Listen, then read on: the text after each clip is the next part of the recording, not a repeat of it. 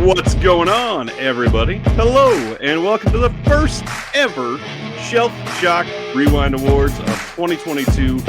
I am so stoked to be here, and we are seeing down the barrel of something that we've been planning for months and months and months. Hopefully, Steven unmutes in just a second, and just so everybody knows that you're here. Hi. Now you can say hello. Hello. Hi. Steven is here from... Go ahead. I like to play. I was just going to do a Wayne's World reference, guys. Do it. We're all about Wayne's World references. But yes, we're here. Welcome to the inaugural Shelf Shock Rewind Awards. It's, as Ryan was saying, months in the planning, and we're finally here on the night, finding out a bunch of winners from many categories. It's exciting. It is exciting. We have put a lot into this, but I would be remiss to not highlight the amount of people that have also assisted in doing this. We have almost 50 people that were involved in our creator selection committee.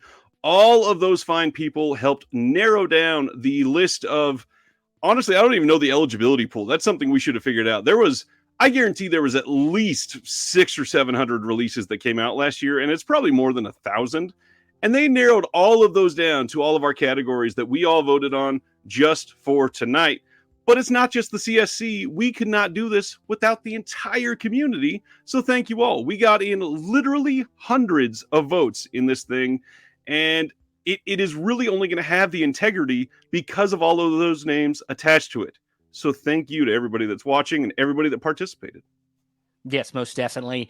This all started as a project about the community. You know, we wanted to make sure as much of the community as possible could have their voice heard. And you know, we hear a lot of people mention a lot of the same titles, but we wanted to make sure that everybody's voice could get in there. And of course, we had write-ins. We had a lot of write-ins. We have tons. We were surprised at how many write-ins we had.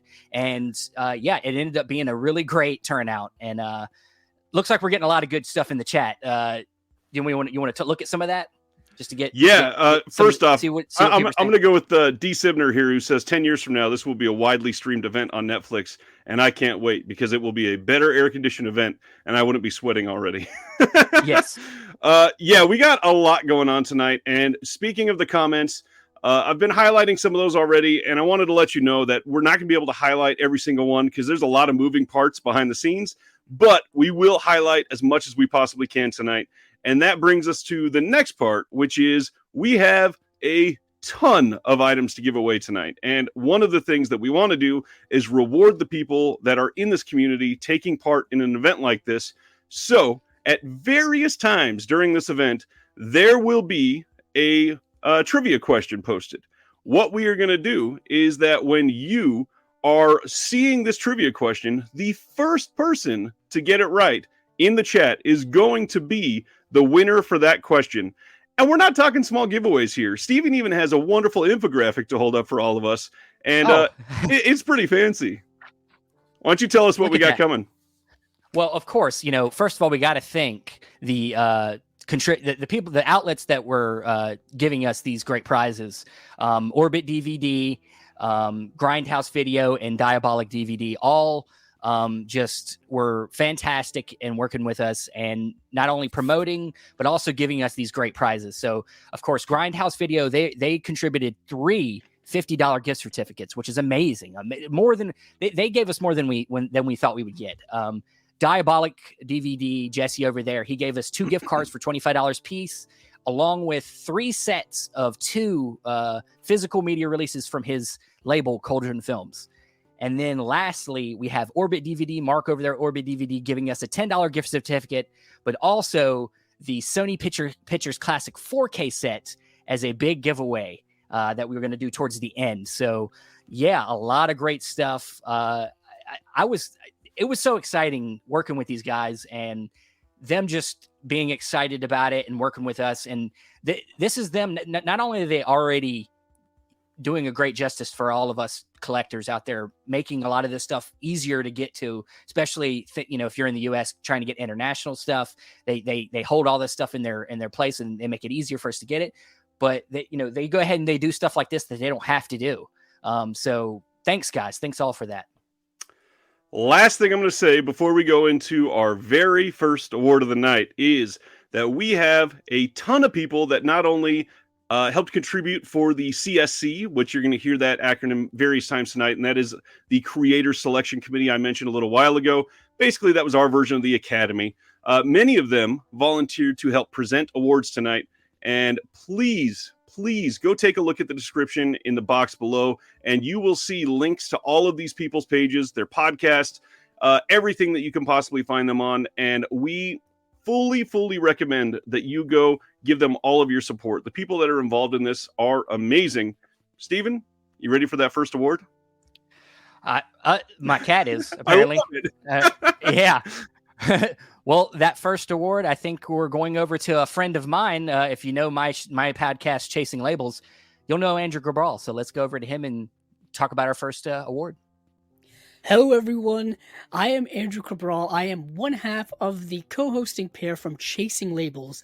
And today I'm here to present the award for Best Classic Film Release. Classic films have always been something that is near and dear to my heart. I'm sure it's near and dear to many of your hearts as well. I believe it to be the foundation for which all of our love of film is built upon, all the way going from the beginning to the present day. And we are very fortunate enough over the last several years, and just through collecting, through movie archiving, through preservation and restoration, we have had the privilege to be able to own many of the classic films throughout the decades. And in this category, the nominees are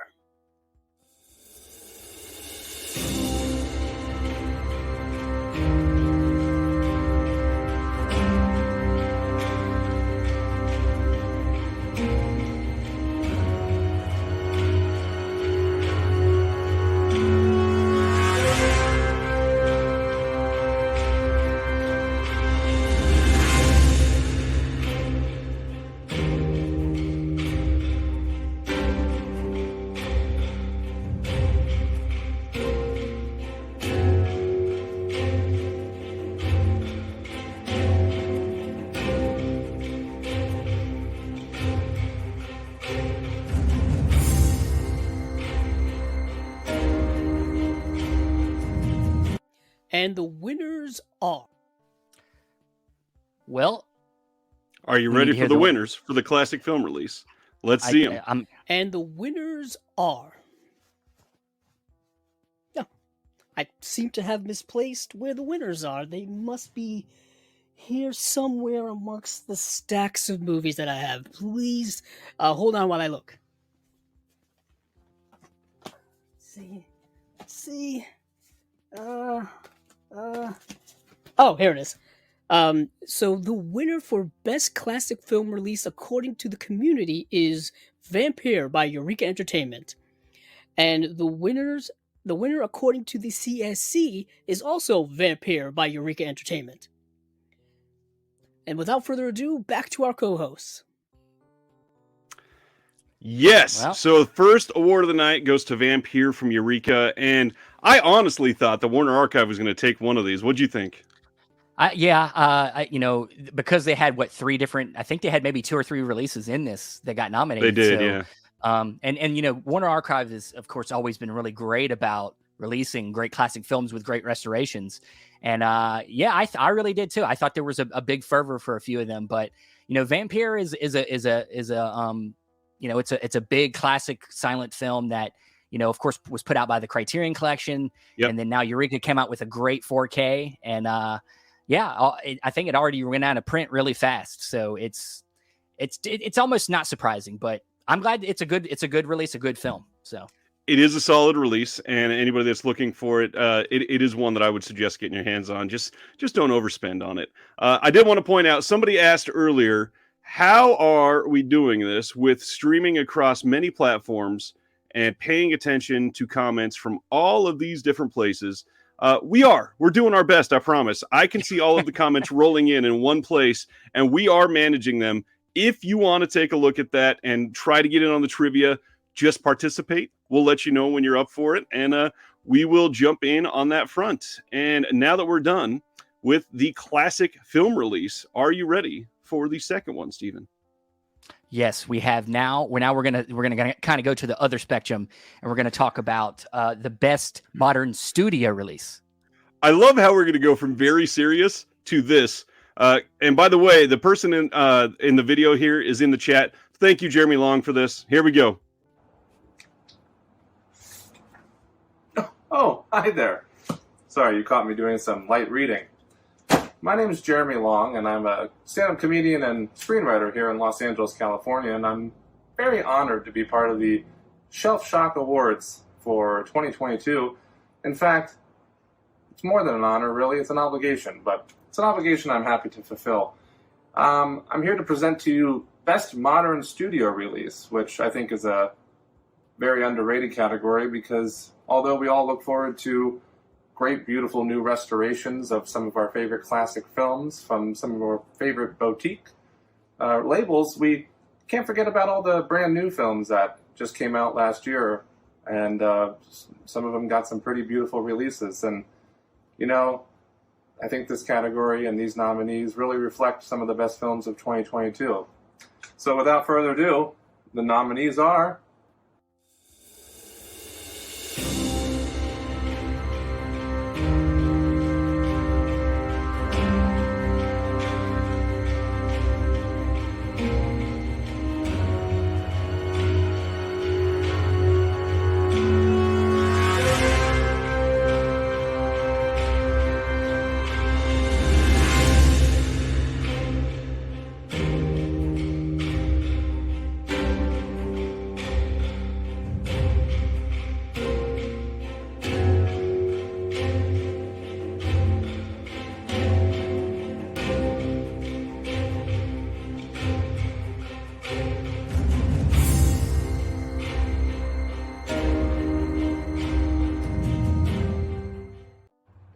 And the winner of the community vote is Everything Everywhere All at Once.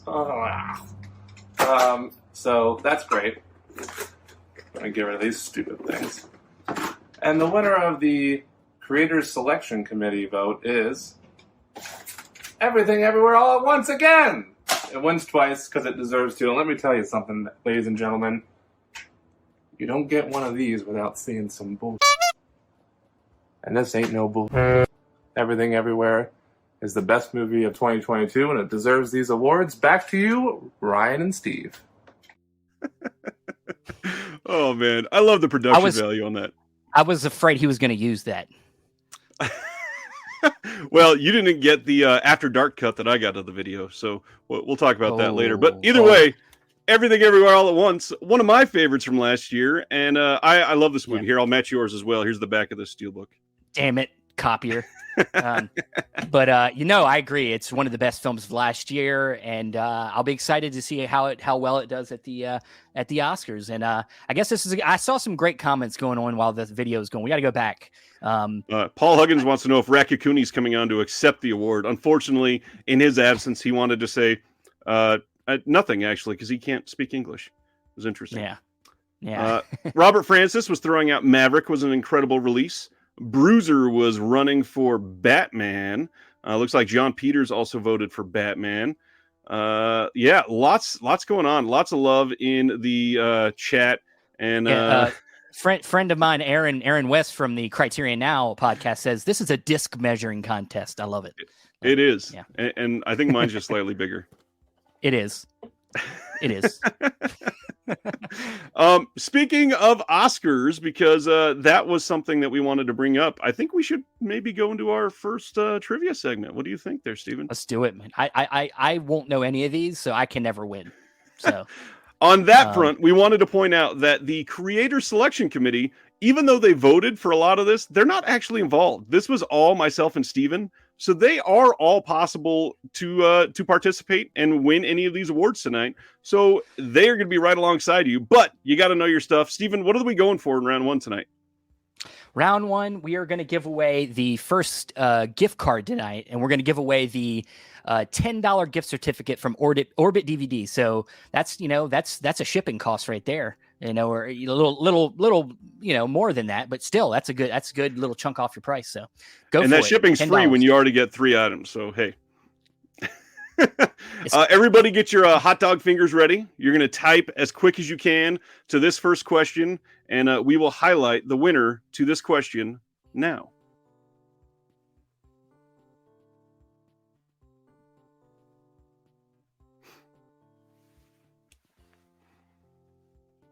All right. Fastest Fingers in the West is going to win this one. How many Oscars was Everything Everywhere All at Once nominated for? Whoever said that in the comments earlier was right. This is a lot to keep track of. But the winner is Mr. Robert Francis. Robert Francis, you are our first winner of the giveaway tonight. And now, because this is the first one, we're going to let you know how we're going to handle this. You are going to send your YouTube name or wherever you're commenting from to shelfshockrewind@gmail.com. And we will get you the code for that emailed out as soon as we can in the next couple of days. Congrats, Robert. That was amazing. Man, some people are only guessing like 6 and 4. And Nick Cohen says 42. That's Jackie. That's the Jackie Robinson movie. It is, yeah. Yeah. All right. So that was our first giveaway. Now you can see how it's going to go the rest of the night. This is amazing. I love how many answers we're getting for this. And now we are ready to move on. Anything else that you want to say about Best Modern Studio Release, sir? No, I don't like new movies. I hate them all. No, I'm just kidding. No, I don't. I bought the movie. I'm messing around. But no, it's like Jeremy said, it's important that, I think a lot of us, we love these boutiques and a lot of classic film and older films come out, but a lot of newer films need to be paid attention to. And I keep up with all of it. So I agree there. And now we're going to be talking about something that keeps the freshness of this hobby alive. And the next category that we are going to be talking about is Best New Label. Now, I don't know about you, but it seems that we get, especially since like 2019, every year we get a handful of labels that are just out of the gate impressive beyond belief. And I don't know how we keep getting this. However, as my room is a testament to, there are no shortages of films to be released or re-released by some of these labels, and some of them are just killing it. So we had the idea to poll everyone on what they thought the best new label was, and the nominees for that category are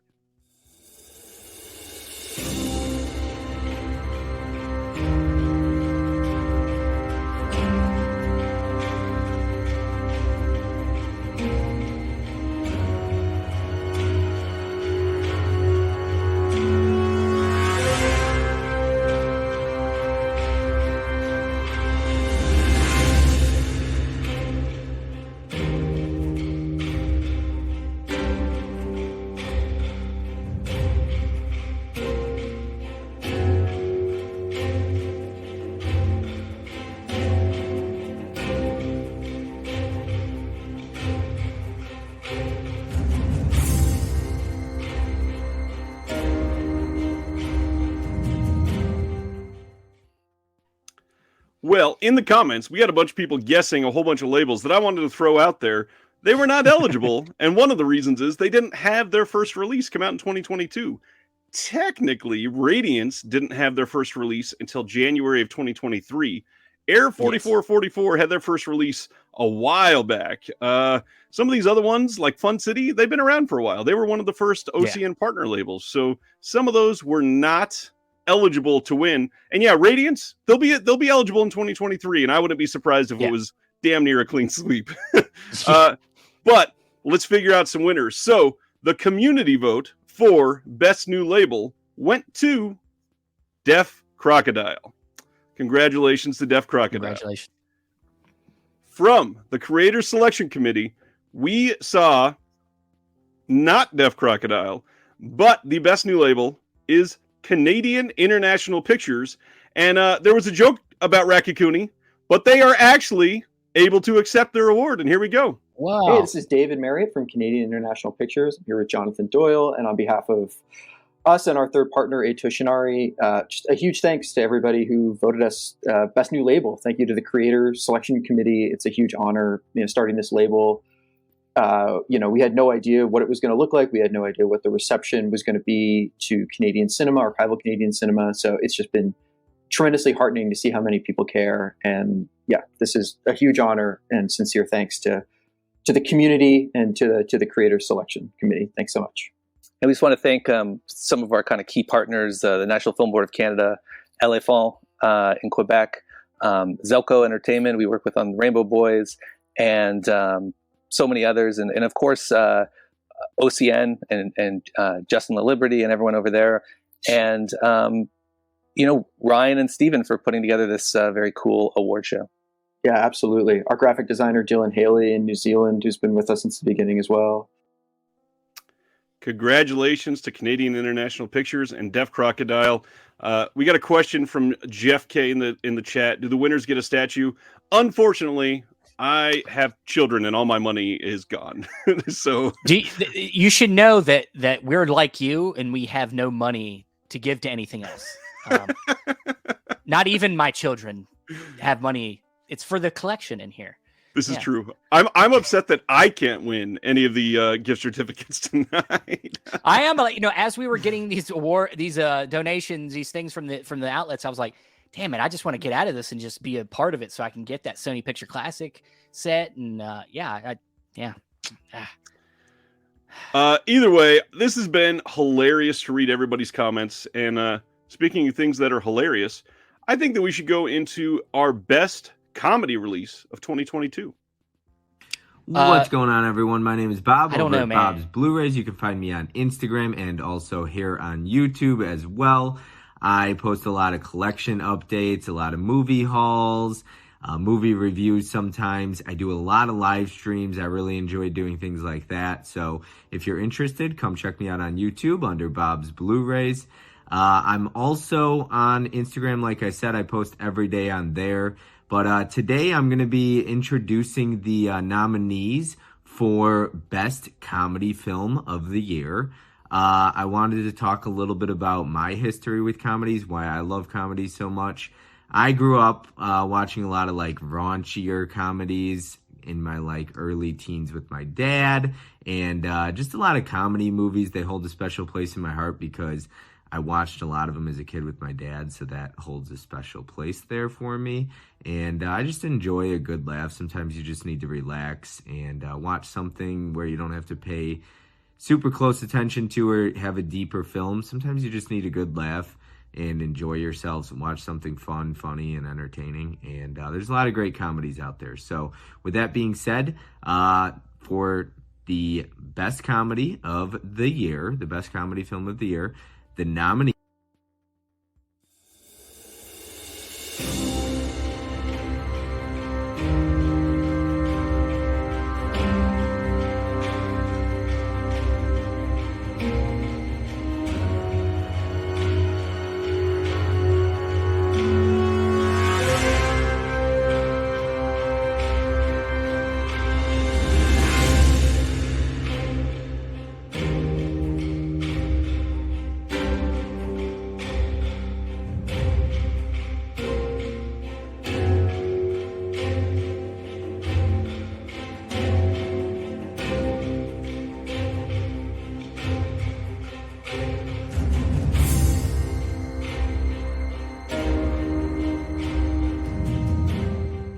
And being presented with this award, the best comedy release of 2023 for the community vote and the selection committee goes to Pink Flamingo by Criterion Collection. Congratulations.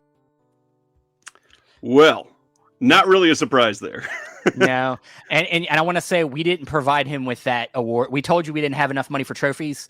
We didn't provide him with that. He got that himself. So, and thankfully, Pink Flamingo's incredible release. So many people love this movie. One that's a classic. One that is it's a special movie. This has its fans and its detractors, but it's John Waters. That's to be expected. Super, friend, Andrew, my co-host on Chasing Labels, loves John Waters. He brings him up every chance he gets. And I'm from Baltimore. So I have to like John Waters. I mean, that's where everything was started. So yeah. Checking in on the chat, there was something that I wanted to point out that was from my dear friend who's here on my show every week, Josephine, Will there ever be categories for performances in releases? I mean, maybe if we can ever plan a 23-hour show, because how do you divide those up when you're looking at boutique releases? Yeah, it's if you start getting into the movies themselves, it's going to be a little crazy. So, but maybe we'll get that Netflix deal.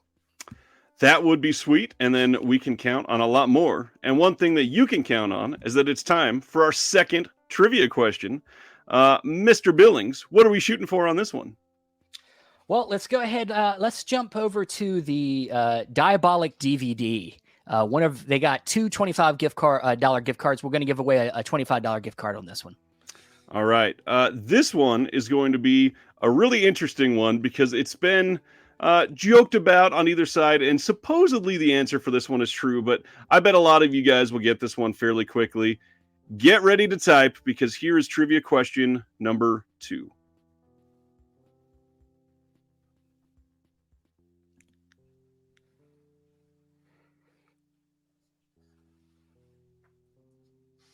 All right, let's see how fast we can get some answers in here. Oh my gosh, they just come in so quickly, and unfortunately, I saw one. Shit. Stop! God, you guys are amazing. I love this. And first of all, I want to point out there are 130 people watching this live right now. Thank you all for tuning out for this. This is amazing. But the winner of our second trivia question, FilmNut79. FilmNut, please send an email to shelfshockrewind@gmail.com and let us know that you won trivia question number 2, the Diabolic $25 gift card. Congratulations. It was Ursula. Congratulations. From The Little Mermaid. And does not surprise me on that one. Nah, that movie scares me. I don't even watch it anymore. It's a great movie. And honestly, this is one of the first live action remakes that I kind of want to see what they can do with it. I don't think I've watched many of the other, like maybe 2 or 3, but this is going to be an interesting one. Yeah, definitely. All right. Go ahead. I was going to say, we're moving on to our next category. And so now we're getting into some of the tech stuff. We're going to talk about now our best audio presentation. Which this is one that I know certain people don't always pay too much attention to. So we wanted to shine a light on the good stuff. Here we go.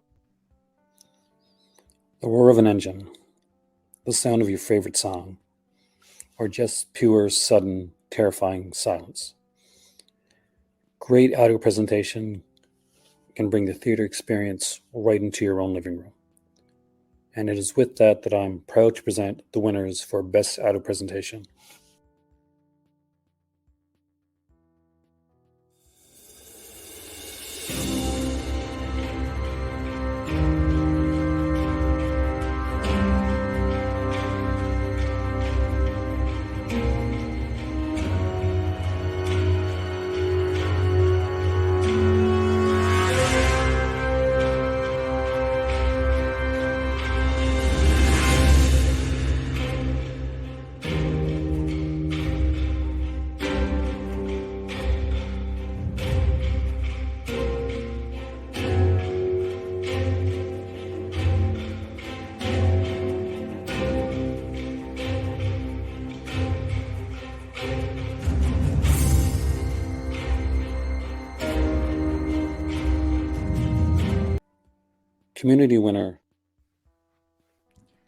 Community winner is Top Gun Maverick from Paramount Pictures.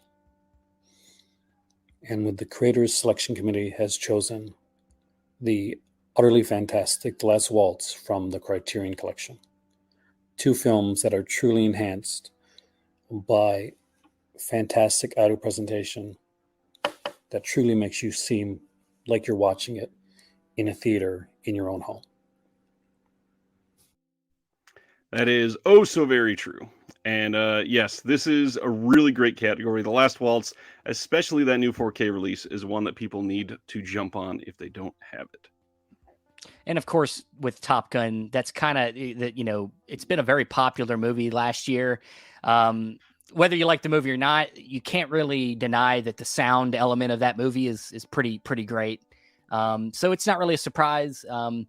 So yeah, I mean, it is a hard category to kind of especially if you're not, like you said, not a audio person, or if you don't really have a great setup at home, you can't really tell. But I think the committee did a great job of kind of narrowing it down and picking some really great choices for this category. So I did want to point out we had one question saying these guys are answering the questions before you put up the nominations. Is there a prior list? Not at all, unless you're talking about the categories, which people have known about the categories since back in December when we were, we posted the link for everybody to vote. We've got lots of different ways for people to see the nominees out there. With the trivia, no, of course, there's no list anywhere, but there is so much going on behind the scenes that I am just stoked to see all of these comments coming in. You guys are amazing. But going with best audio, we kind of have to talk about best video. Yeah, and this is one of my favorites because sometimes you can get a newer film that already looks great and then get a great 4K for it, and it enhances it even more. But then you can also get some great older films that have been restored and still get a really great image. So I'm excited to see who wins this one. I'm going to kick it over to my friend Sam for best video presentation. Hello everyone, my name is Sam and I am a film enthusiast and avid Blu-ray collector. I have a small, very modest YouTube channel called Film Blogger Sam, in which I talk about films and Blu-ray and physical media from various different labels from across the world. And I am extremely honoured to be here tonight to present the inaugural award for Best Video Presentation for 2022 for the Shelf Shock Awards. Video presentation has come a long way since the inception of home media, looking back to VHS, to DVD, to Blu-ray, and now we have 4K Ultra HD releases of films that are breathing new life into old classics, but also providing reference quality images for, modern blockbusters. The attention to detail and the loving care that many Blu-ray companies are putting into the preservation and restoration of film is admirable, and it's definitely a cause for celebration. So without any further ado, the nominees for the best video presentation are... I guess I cut it off too early. Here we go.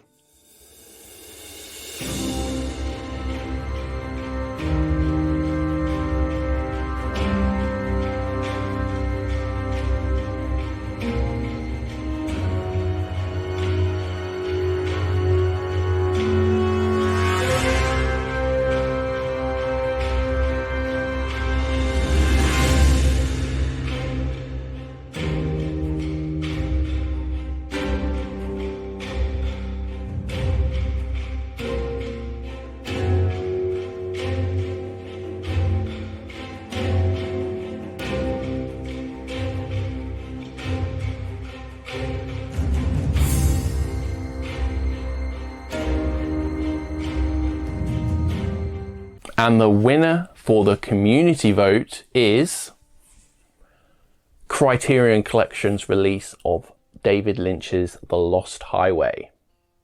And the winner of the Creator Selection Committee vote is the Criterion Collection release of David Lynch's Lost Highway. Well, Lost Highway. That's a big one. Yeah, I know. It's a great release. It's come on. Let's not do that shit. Sorry.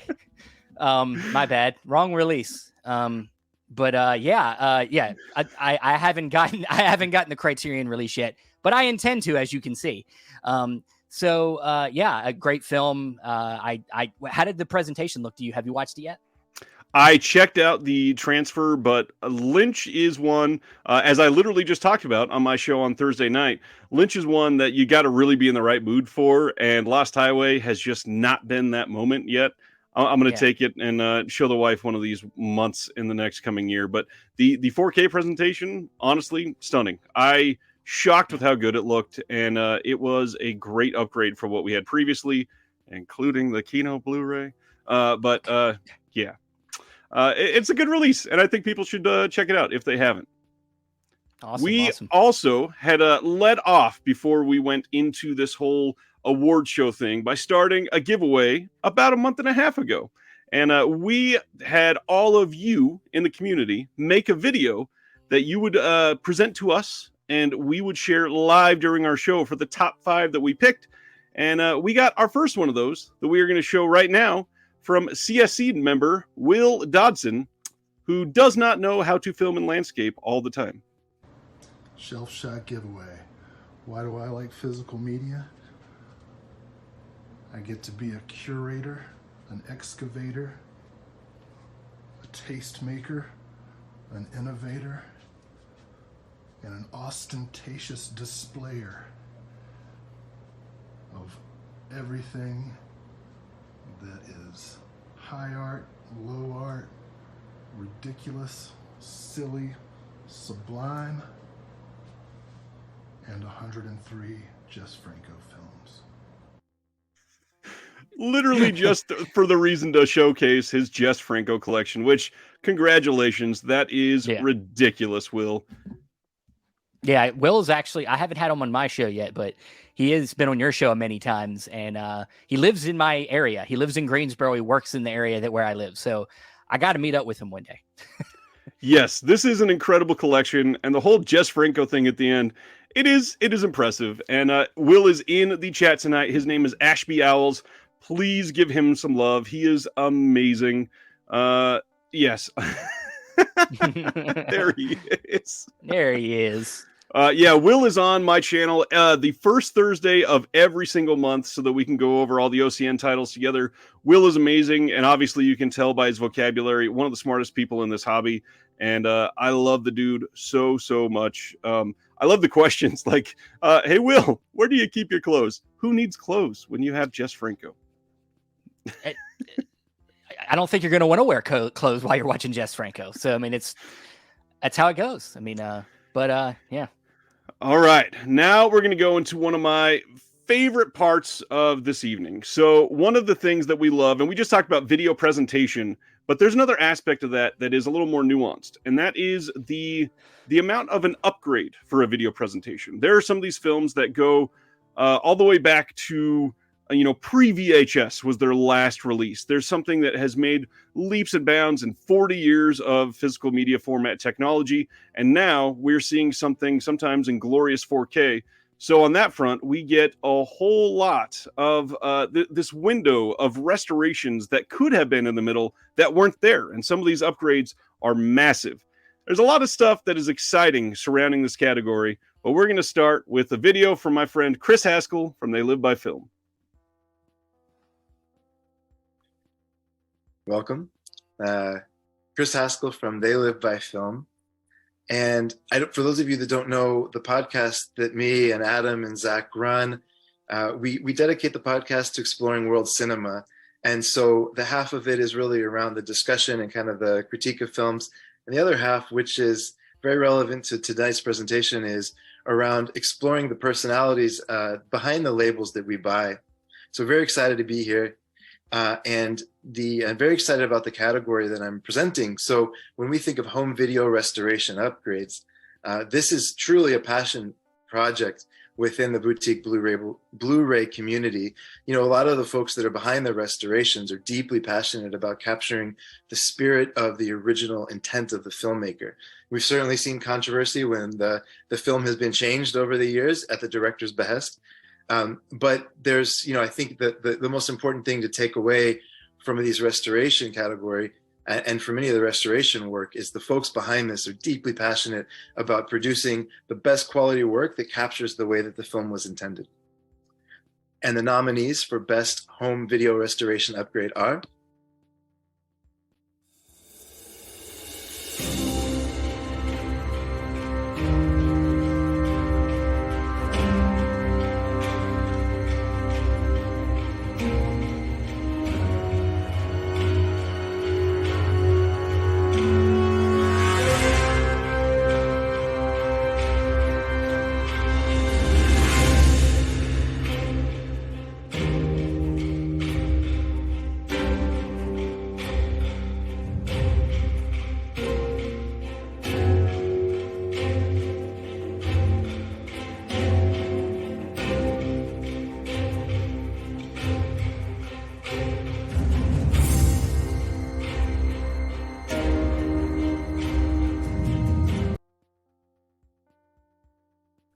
And the winner of the community vote is Thriller, A Cruel Picture from Vinegar Syndrome.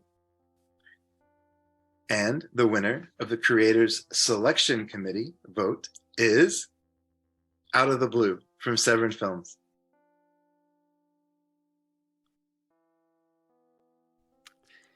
So this category is very special for a lot of reasons. And I wanted to throw out that one of the things that I try to do on my channel is highlight some of the personalities behind some of these releases.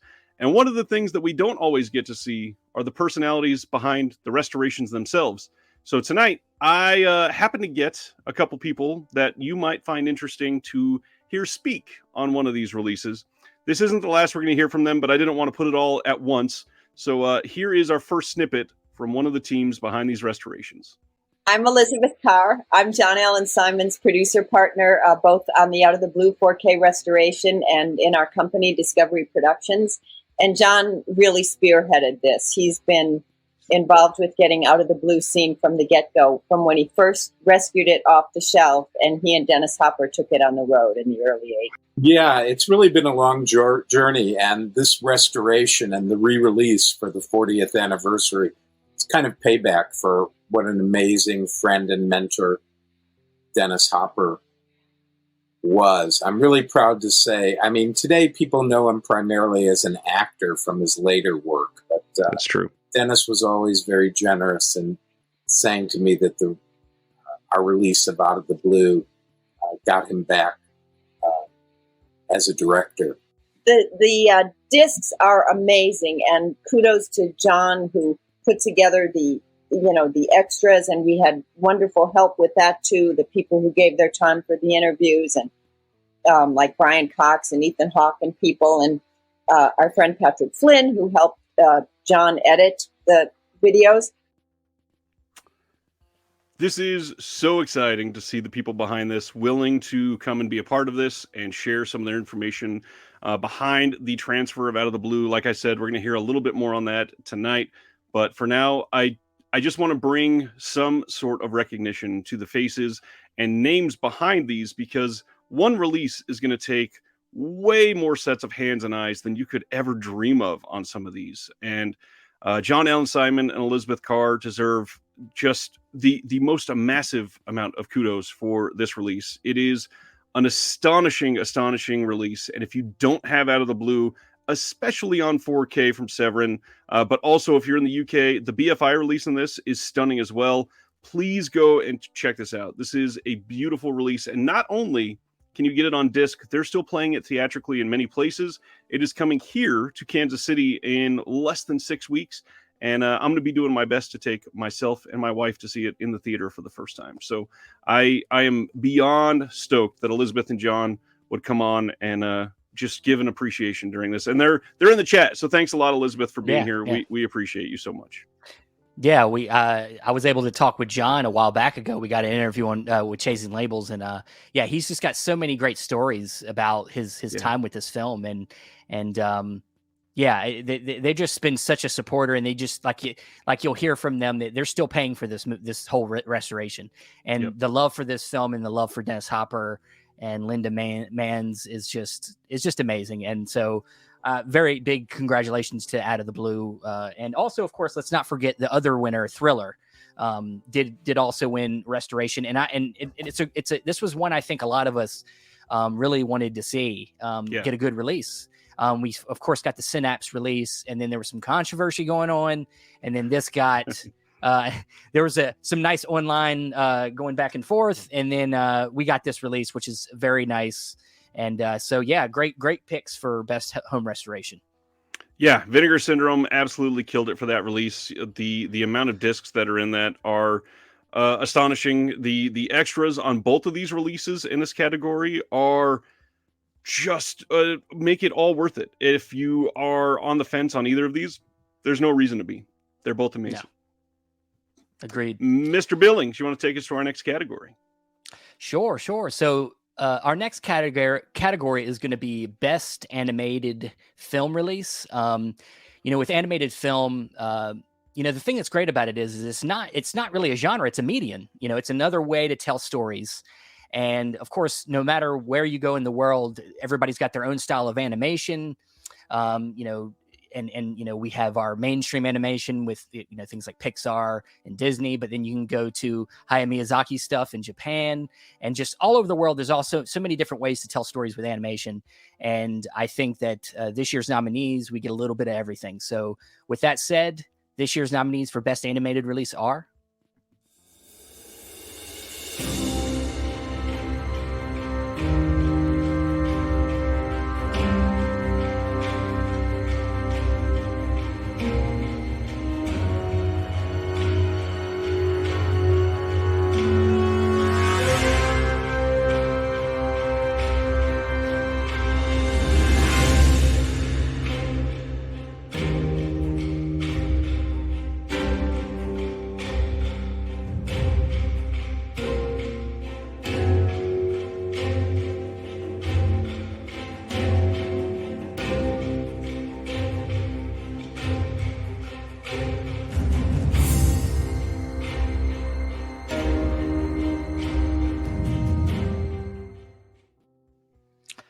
all right. So our winner for the community vote for Best Animated Film Release is WALL-E from Criterion Collection. And the CSC, the Creator Selection Committee choice, is WALL-E from the Criterion Collection. So, yeah, you know, part of me was hoping maybe we'd get a split on this one, but you know, this was a big surprise last year when this got announced, and I think it just kind of took the world by storm there for a while. And you know, it's a good film, and it's from Criterion, which is, you know, I think, yeah, Ursula. Oh man, oh, that's amazing. Yeah, so the hard part with a lot of these tonight is, unfortunately, Criterion and Vinegar Syndrome have huge fan bases. So if this is one thing that can be an indication for next year, if we get to do this again, make sure you rally all your friends that love physical media to get on the train and vote for next year's Shelf Shock Rewind Awards, because some of these, I'm not going to say they don't deserve it, because all the releases that are nominated tonight are amazing. But beyond that, there is more to some of these stories. And WALL-E obviously has had a swath of releases over the years, being a Disney title, and I would have loved to see it go to somebody like Deaf Crocodile. This has been a really interesting year for animation, and they're all kind of amazing. And just to get nominated, I know it's the cliche thing to say. It's just an honor to be nominated, but it would have been nice to see some of these other ones. And yeah, it's one of them. It's also, animation's one of them things where I think some people are into it and some people are not. Right. And so there is I think a little bit less of maybe a knowledge base, and maybe we can improve that better next year for our, you know, with our CSC, maybe get a little bit more people that are involved and really focused on animated films and make that a stronger category maybe for next year. So.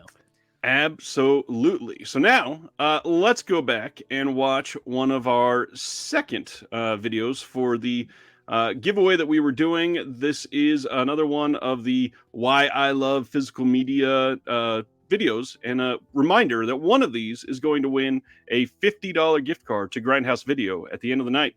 And this was video number 2 from Film Illiterates. I collect physical media because I like owning the movies that I love. You can own them in the highest possible quality. Often I like digging into the bonus features. I think your collection can say a lot about you also.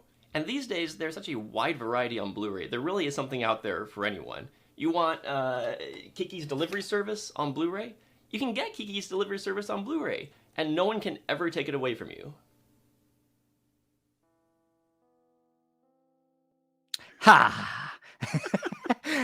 I love the zoom. Into my soul. Yeah, one of the great jokes about physical media. It's never going to go away. This is never going to get taken away from me ever. Exactly, and that's a big deal, especially nowadays with everything going on with streaming, especially with Warner and HBO Max recently. So, yeah, this is why we wanted to come on and champion something like physical media like this, and the amount of people that are in the chat and are participating and watching this just show how much we all can love a medium like this. It is Yes. beyond the shadow of a doubt that in 2023, this is something that is super important, because not only do we get incredible restorations like the Out of the Blue team was able to give us, but just making sure that we literally don't lose art. This is something that we're trying to archive. And every single time that you buy a physical media release, you are helping be able to fund that for the future. So thank you to everybody in the community. And thank you to everybody that's watching for all that you're doing to help just enhance our hobby and industry here. Next up, we're going to talk about something that is a little controversial. Some people want to complain like hell about packaging.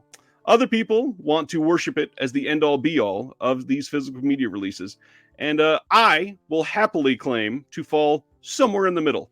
I think the packaging can be great. It can enhance it. It can make it wonderful. But on the other side, obviously, it can be huge or awful. And it is nice to see some good packaging awarded for doing it right.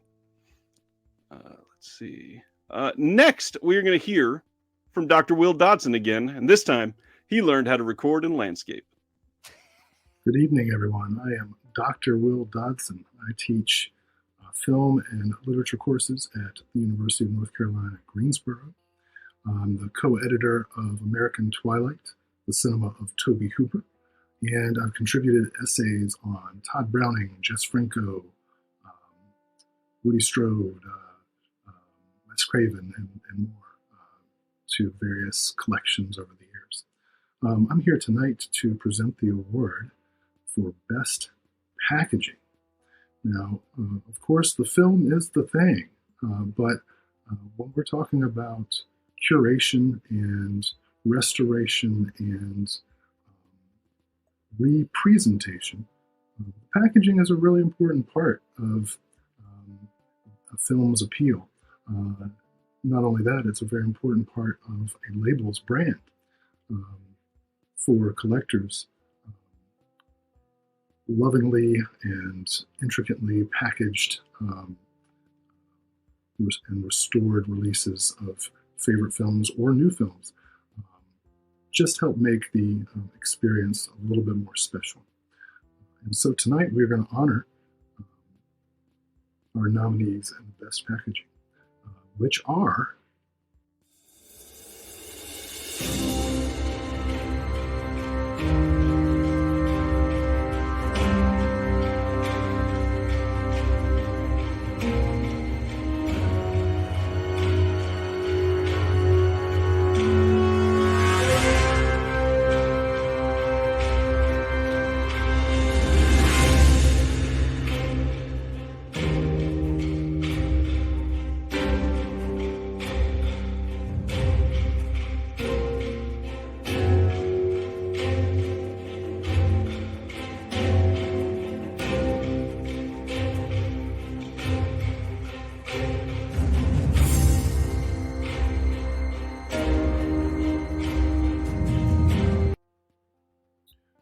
and the community winner of Best Packaging Design goes to Cloak and Dagger, Vinegar Syndrome. The winner of the Creators Selection Committee for Best Packaging Design, Cloak and Dagger, Vinegar Syndrome. We have the consensus winner here. Very nice design. Congratulations. One of my favorites from the year. I love the way that this is designed. I was one of the ones that was acclaiming this from day one. This is one that a lot of people were against when they first saw it. I don't understand why. What did you think of this one when it was revealed? No, I loved it. I think that what's important about it is that it helps enhance the experience of what you get. You know, like it's, you know, not only, you know, yeah, do you like nice rigid hard box and stuff, all that stuff? Yeah, but it needs to, the visuals of it and the way it's designed and how it's laid out is important to the experience of what you get with physical media. So I think that this release really does that and is yeah, it's very much deserving. I would fully agree. We are finally starting to see some comments on people noticing certain things are not nominated so far. So I wanted to throw out some of those. For example, No Love for Freeway is disappointing so far from Psychotronic Cinema. I will let you know that Freeway did get some write-in votes on some of the categories. And then a lot of people that are shocked that some of these, like, let's see, The Wolf of Wall Street should have been in the mix. It did get some votes. Unfortunately, it just didn't get enough to win or be nominated. Now, some of these, because we started the nomination process in November, they weren't released yet, so people didn't have them in their hands. But voting went on all the way through January 15th, so there was plenty of time for people to vote on them. Everybody got a fair shake, and it could have been incredible. And it was. This is an amazing release, and all around, I adore every aspect of this. The whole making this look like a game cartridge on the inside, just stupendous. And also, we're going to hear some more about the design for this in just a little while. But now, it's going to be time to look at another one of those Why I Love Physical Media giveaway videos. And here is Brian. Physical media. Oh shoot, I already messed up. The rule says I have to stand in front of my collection. I'll allow it. With physical media, you get to keep these classics forever. I'm sure most of these you loved since childhood. Without physical media, how else am I going to show these masterpieces to my friends and family? It's Pat.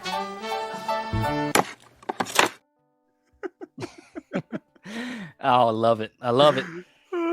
This one, it always takes me by storm when I suddenly see my face pop up in one of these.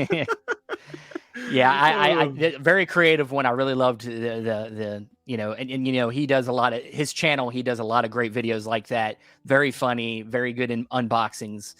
So yeah, go check him out. All that is, man, is one of the best at unboxings because he is just funny as hell. Make sure you check it out. He just some random ass references in his videos. It's hilarious. But now we are going to go into our next category, and we're starting to get into some of the bigger ones. And honestly, we're kind of flying through this a little quicker than I expected. But I know, yeah, we're getting to some of the more fun things for me on the disc end. We get to dive into some of the things that are special features. So the first thing that we're going to dive into tonight is our best visual essays. And for that, we're going to head over to the man behind Mondo Digital. Hi there. My name is Nathaniel Thompson from Mondo Digital. That URL is mondo-digital.com, now celebrating its 25th year. And I am very pleased to be presenting Best Visual Essay. Now, visual essay is something that has really taken on a life of its own over the past year. It's become, I think, one of the most beloved video extras out there. We've seen some of our favorite commentators and documentarians taking part, and really the imagination is kind of free to do whatever it wants with these, as you can sort of pick apart any kind of theme or actor or director that you want. And we have seen some really stunning ones in 2022. So, without further ado, the nominees for Best Visual Essay are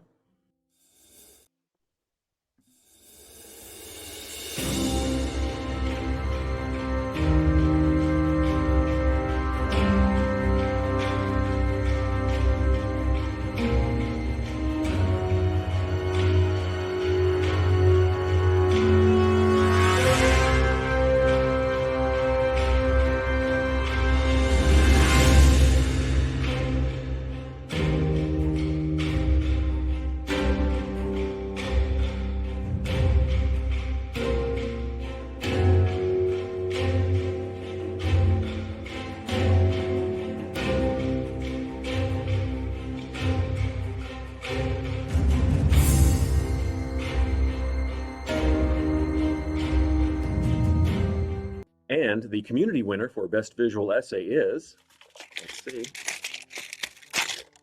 Actually, it's not in here. I just always wanted to do that. Congratulations. Community winner is Amanda Reyes and Chris O'Neill, Out of the Blue, Severin Films, Subverting Normality. Congratulations. And now, the Creators Selection Committee winner for Best Visual Essay. It's a clean sweep also. Subverting Normality, Amanda Reyes and Chris O'Neill for Out of the Blue from Severin Films. So, congrats, you did it. Nathaniel. Another cat spotting, as people are saying. We got more cats in the videos. Yes. Yeah. This but is, yes, yeah. this category is special for me. This is one of the things that I love most on these disc releases. I tend to jump to the visual essays, and they are seeing like this renaissance of amazing things. These are literally scholarly pieces that are being thrown out there. And this one on the Out of the Blue release, it was not something that had easy competition. This one, and it won against some of the toughest visual essays of the year. And I love this visual essay. Yeah, I do too. And I had Chris O'Neill just had an interview with him this past week on Chasing Labels, so you can go listen to that. But yeah, the thing about a visual essay that's so great is a lot of times they're not too long. They're maybe like within a half an hour, and they're kind of almost like a condensed commentary in a way. You're getting a lot of good information, a lot of good visuals to go along with it. And, I like when they're tackling the themes of what you're seeing. And a lot of great, great educated people giving us a lot of good stuff. And that's, I'm in agreement with you. I usually jump to the visual essays first. So this is just a remarkable release from Severin. I know that we've talked about it a lot tonight. And like I said, we're going to hear more from the people behind the restoration in just a little bit. But next, we're going to talk about some of the things on these releases that people really grab onto, because like I said earlier, we get to see the faces behind some of these releases. And that really important aspect is for Best Interview. Hi, I'm Michael Keaton. I'm the writer and director of such things technically called movies as Fatal Future, the 2019 SOV film The Head, and the upcoming Dr. Deathface. I'm also a YouTuber, and you can find me by searching Michael Keane and ignoring all the videos about the guitarist from The Faceless. Anyway, you don't care about that. You don't give a darn a toot. You care about quality interviews that you promise you'll get around to watching on that Blood Party Meat Juice 5 Blu-ray or whatever. And hey, those interviews are important. They help provide context to what we're watching and can often make a film better by virtue of context. Also, as someone who works as an editor for Vinegar Syndrome and TerraVision, they're a lot of freaking work. So there damn well better be an award.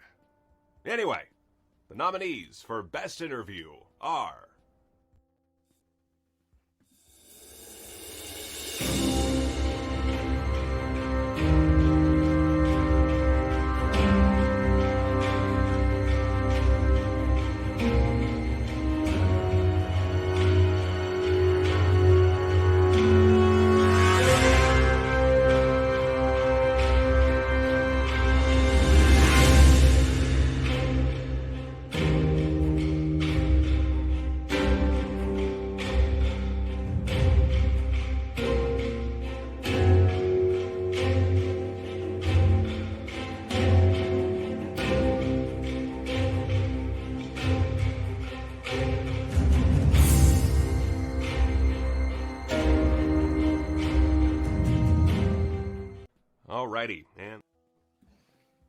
Alrighty, and the community winner for Best Interview is...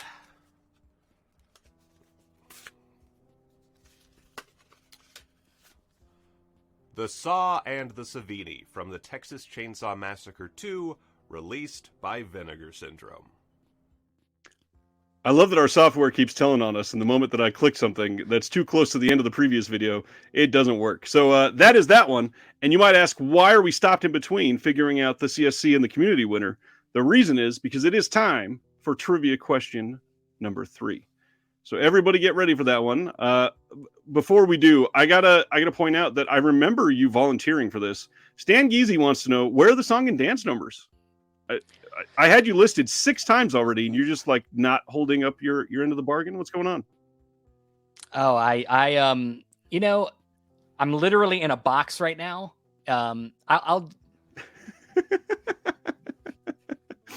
All right, trivia question number 3. Please get ready for this.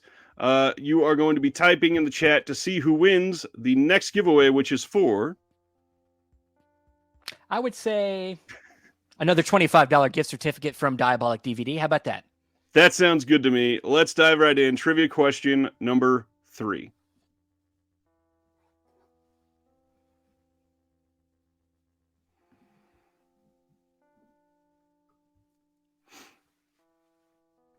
All right. Let's see. There's probably about 900 answers being typed right now. Oh man. The autocorrect that is getting some people. I think we have to give it to Mr. Dr. Will Dodson, who got Night of Hutta Living Dead. We'll give it to Will Dodson. Congrats, Will. That will forgive you for recording in portrait earlier on that first video, and I won't make fun of it anymore. Good man. All kinds of people getting this one. Nice. Stefino. Oh man, this is fantastic. And Andrew Furtado, Severn Films, says Happy Gilmore. Almost. That was almost close. It, but he did Night of the Living Dead first, sadly. Yeah.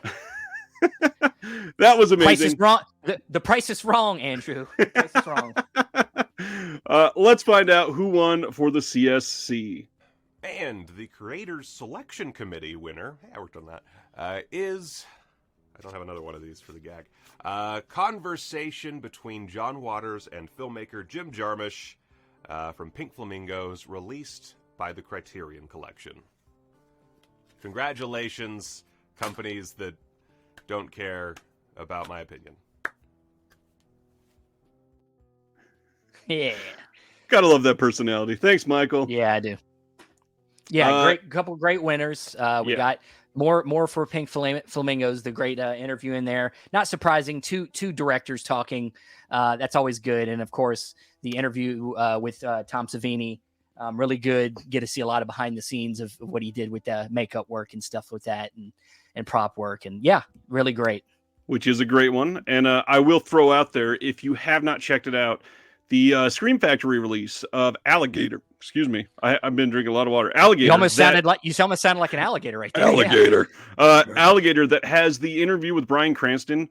It is such a wonderful, rare type of extra to get that. For anybody that doesn't know the story, he was a PA on Alligator, literally like for what year was it? Like 40 years ago almost. And he came back and did an interview about being a PA on Alligator in 2022, which is amazing. Like, for somebody like Bryan Cranston, that shows just how dedicated to his stuff he actually is. I will forever hold respect for him. I got to be honest. I'm astonished that it didn't win even one of the two votes. Yeah, me too. I really thought that one just because, well, first of all, because Bryan Cranston's just such an awesome dude, and that he is a popular man in popular culture. I thought just that alone was going to give him but shout out to Justin Beam who did the work on that. So yeah, great release. Absolutely a great release. And speaking of great releases, we're going to go into our next category, which is one that has truly taken off in recent years. And what we are looking at now is our best martial arts release. Now, there are a slew of releases that are just astonishing. We have multiple labels focusing on these types of releases, everything from Eureka and 88 Films. Vinegar Syndrome is even getting in the game. Arrow Video has done a handful of them. We have other Hong Kong releases coming out from Air 4444 or whatever their name is today. And, a whole bunch of others. Now, not all of those are martial arts releases, however.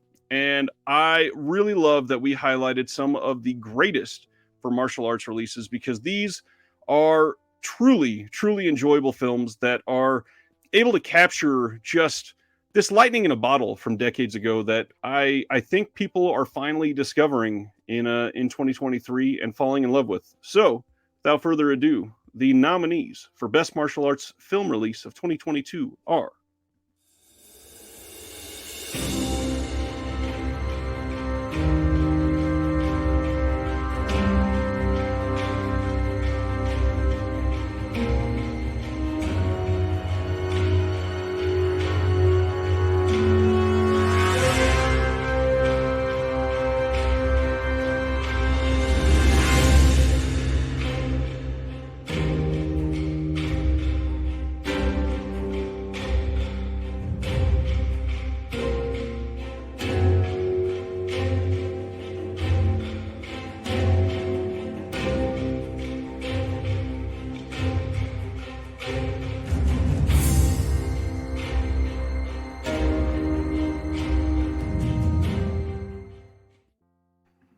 So I will fully agree here with Stefano, who says this is a stacked category. This one Most is definitely. tough because they could have easily really divided all of the votes in this category. And as we'll talk about eventually, they kind of did a little bit. And I'm still a little surprised that the winner for this one, for the community vote and the creator selection committee vote, goes to Shawscope Volume 2. There it is in all of its giant shelf-filling glory, Shawscope Volume 2. Now, obviously, we are hearing rumors that there are Shawscope Volumes like 3, 4, and 5 coming, which is amazing and really, really great that we are seeing those continue to come out. But yeah, this was a category that if you've not picked up any of those nominated titles, you may want to go do it because they are kind of all amazing in their own way. And the best thing is that if you are in the UK or Europe in general, or you're in the US, a lot of those films are getting released in both territories. So you're able to jump in and pick that up no matter where you are. And they're just astonishing. They're really high quality. The companies are putting the most love that these films have ever gotten into their releases. And I am so beyond happy to see people getting some of their favorite films from the last 40 years finally in high definition, highest quality possible, and looking amazing. Yeah, most definitely. I think these films, a lot of these films were so tough to find before now.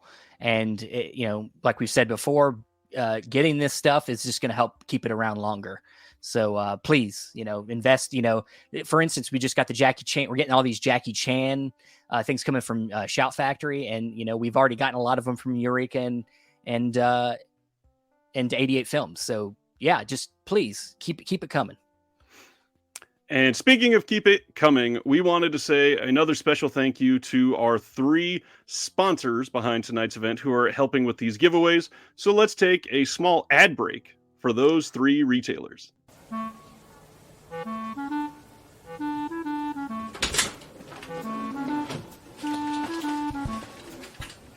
Honey, you got a package from Orbit DVD. Oh, thank you, honey. I can't wait.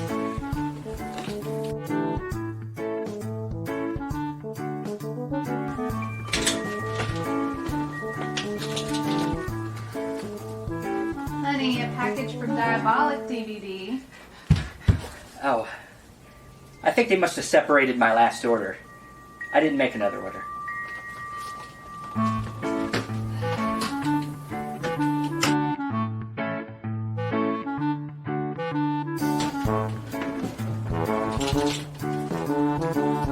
Honey, a package from Grindhouse Video.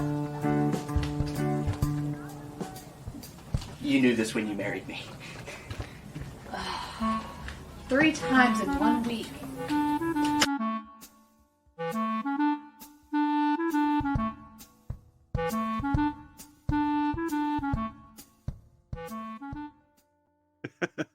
I think we're all a little personally attacked by that ad for sure. Hey, look, I'm one of you guys. It's not no personal attack.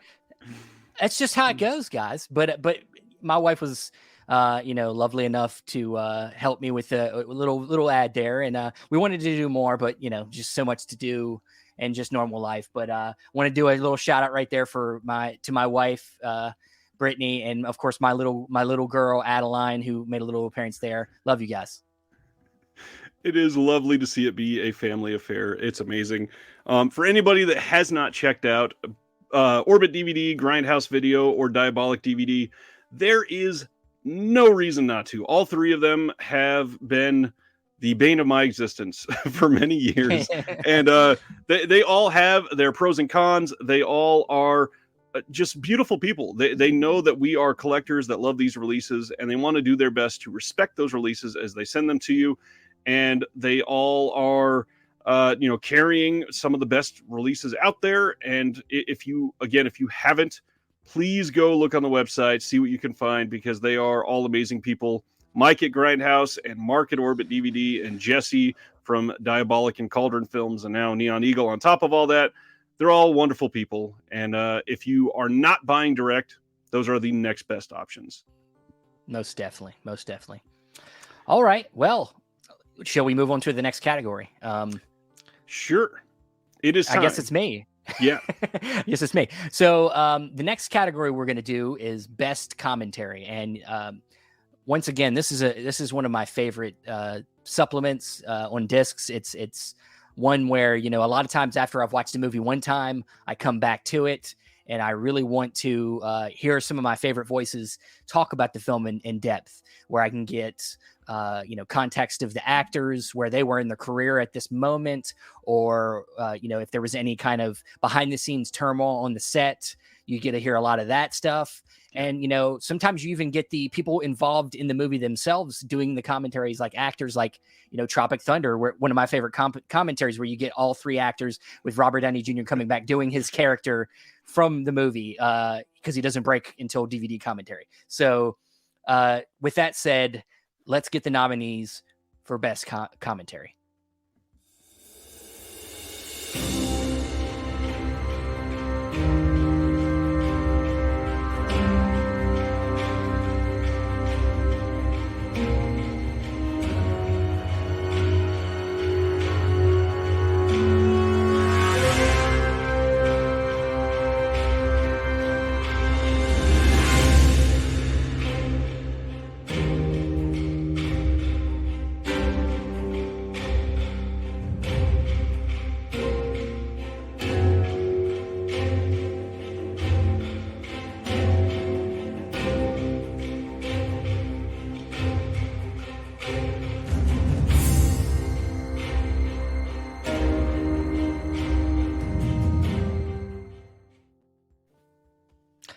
All right. So a lot of great nominees there, but our winner for the community vote is Out of the Blue, commentary by Kat Ellinger.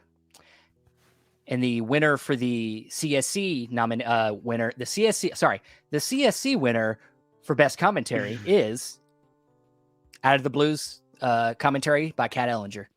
Thanks, Kat. Kat is just amazing. Yeah.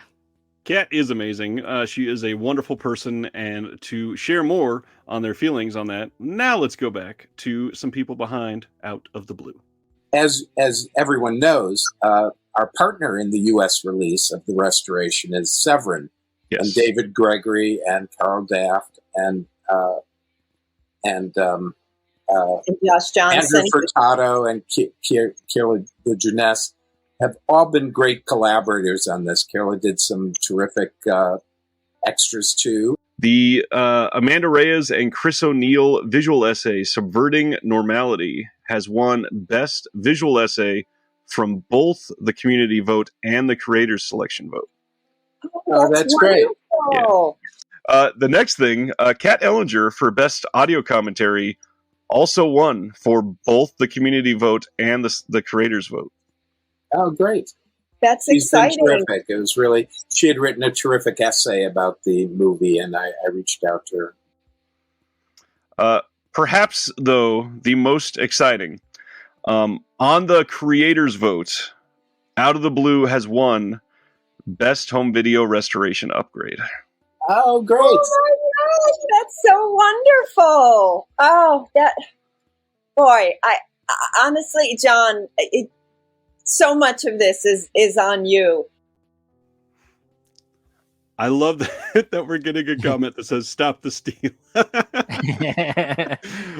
There is no steal. Out of the Blue is literally that great of a release. Again, just glad that people also loved it like we did, and I've gushed about it enough tonight, so I will let that continue to be its legacy.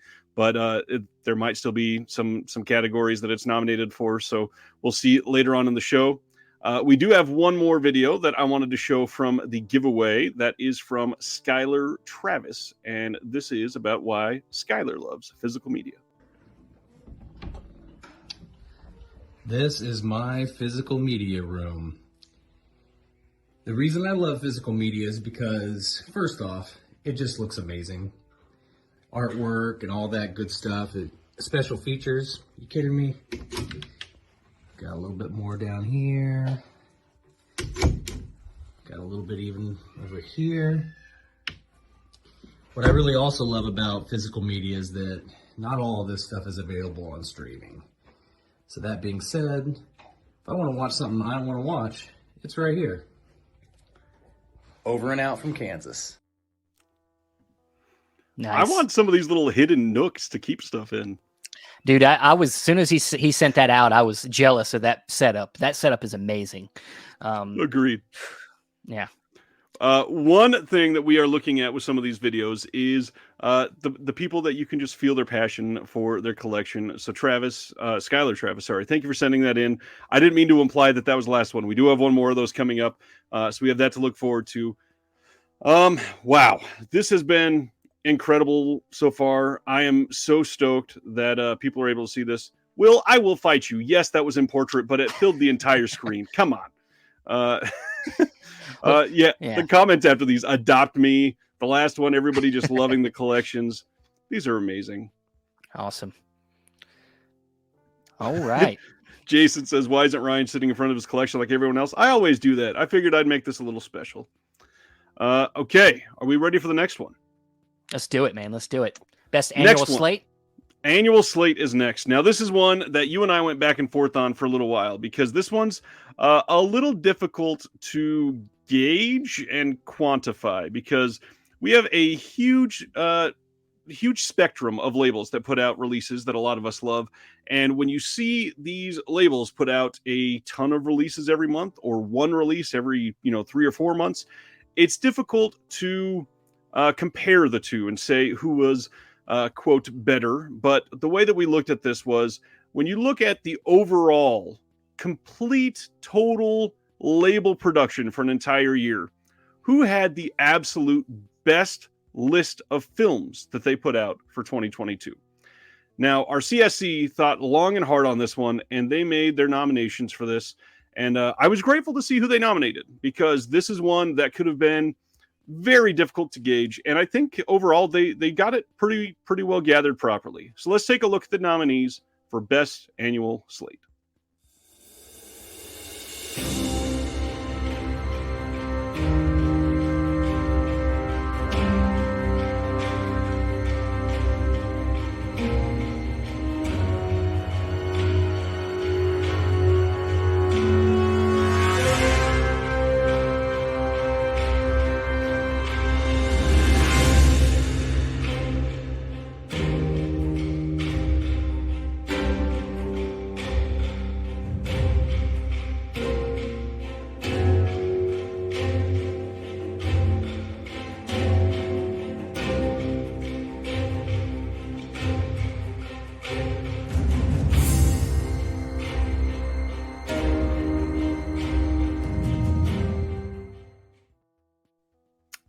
All right. So this is a category, like I said, that's difficult. I really appreciate the output of many of these labels. If it was my choice, there are a couple labels that would stand out for me that we don't even have really great ways to view what they put out because they weren't nominated. So I want to give a little special shout out right now to some of the ones that are either quiet in what they put out or maybe a little smaller. I would say Kino Lorber is one that is kind of astonishing because they put out probably around 312 releases every single Tuesday. And most of the time, there's at least 2 or 3 that I want, which is an amazing, amazing hit factor. Another of the smaller labels, Mondo Macabro, had maybe their best year in 2022, which is astonishing looking back at their history and what they've put out throughout the years. I literally just watched Alucarda this weekend again, and it is incredible. Some of these smaller labels like Air 4444 and Arrow Video and all the other ones that Arrow's not small, but all these other ones that are not nominated tonight, that is something that you just got to get out there and vote for. Again, we had a write-in option, but the community vote and the creator selection committee votes, kind of unsurprisingly, went to Vinegar Syndrome for 2022. Wow. Now, yeah, I will admit, Vinegar Syndrome had a hell of a 2022. You even, I think, picked up more from Vinegar Syndrome than usual last year, right? I did. It was a year for me where I very much decided to invest more in that side of my collecting because I didn't feel like I was branching out enough. So I went over to more of their stuff, more of Mondo's stuff, and yeah, I can't deny that they had a great year. But yeah, I mean it's a tough category. It truly is. There's a lot that happened in 2022, and I'm glad that people are giving attention to the labels that put in kind of like the most work into some of these. And I'm just glad that we are able to see that rewarded here publicly. So now, one of the things that really gets me sold on a great release is the booklets. I tend to absorb the booklets straight into my eyes the moment I can after watching a film. And for this category, we're going to go to a podcast called the Force 5 Podcast. I'm Jason Kleberg, host of the Force 5 Podcast, a show that forces my guests to come up with a movie-themed top 5 list topic, and then we reveal our picks on air. For years, physical media booklets have been one of my favorite parts of a great on-disc package. They represent a level of care that feels like a premium extra as you flip through it during the opening credits, adding another dimension to the film that you're watching. Some of these include extremely well-written essays by the best film critics in the world. Some have amazing photos. Others have stories from the cast and crew that you never would have had access to otherwise.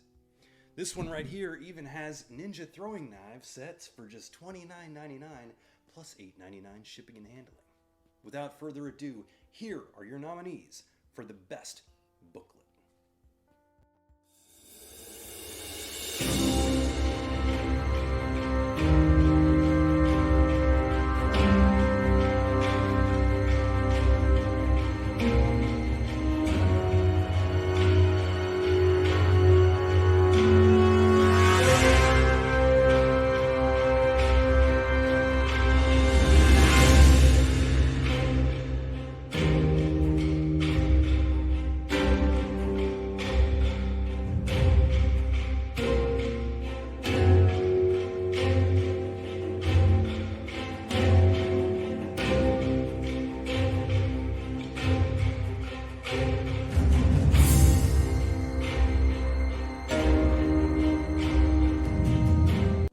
And the winner of the community vote is Drive from Second Sight Films, while the winner of the Creators Selection Committee vote is The Incredible Strange Films of Ray Dennis Steckler from Severin Films. All right. So first, yes, Drive. Like, this release is an astonishing achievement. The fact that it's that big and that we are able to have literally 2 books in it, it's kind of hard to compete with that for best booklet. It really is. As I said when I unboxed this, I believe back last year, you can knock out your neighbor with this. It's that big, it's that thick. But yeah, so many great essays in here, and of course, on with a film that's so new too, and that's what's good is that we're already, it's not an old film, but we're getting a lot of great look backs on it and written in this way. And yeah, it's a great one. And of course the Ray Dennis Steckler is fantastic as well. I love the inner, just everything going on in this thing, the artwork. It's just a fantastic booklet, and shout out to Severin, another great box set. I'm a box set whore, and that booklet in this box set is amazing. The Ray Dennis Steckler box set from Severin is it is a sight to behold, and I don't even know how else to explain it, but I am so beyond thrilled that Steckler got some sort of recognition with this one. And Severin, the work that they put into this booklet and the box sets that they've been doing for the last handful of years, again, it is impossible to give them enough recognition for what they do on their box sets. No, you can't. But we'll give an award for it later. I love that. If only that was a really great segue. But first, we need to talk about the film Drive, because it's time for our 4th trivia question. And we are going to give that out now. So if you are not, get ready to type, because we are giving away what this round, Stephen? We are now to our $50 tier. So we have we have a $50 gift certificate to give away. So get ready for it, guys. This is from Grindhouse Video. So $50 to Grindhouse Video. If you can answer this question appropriately first, here we go.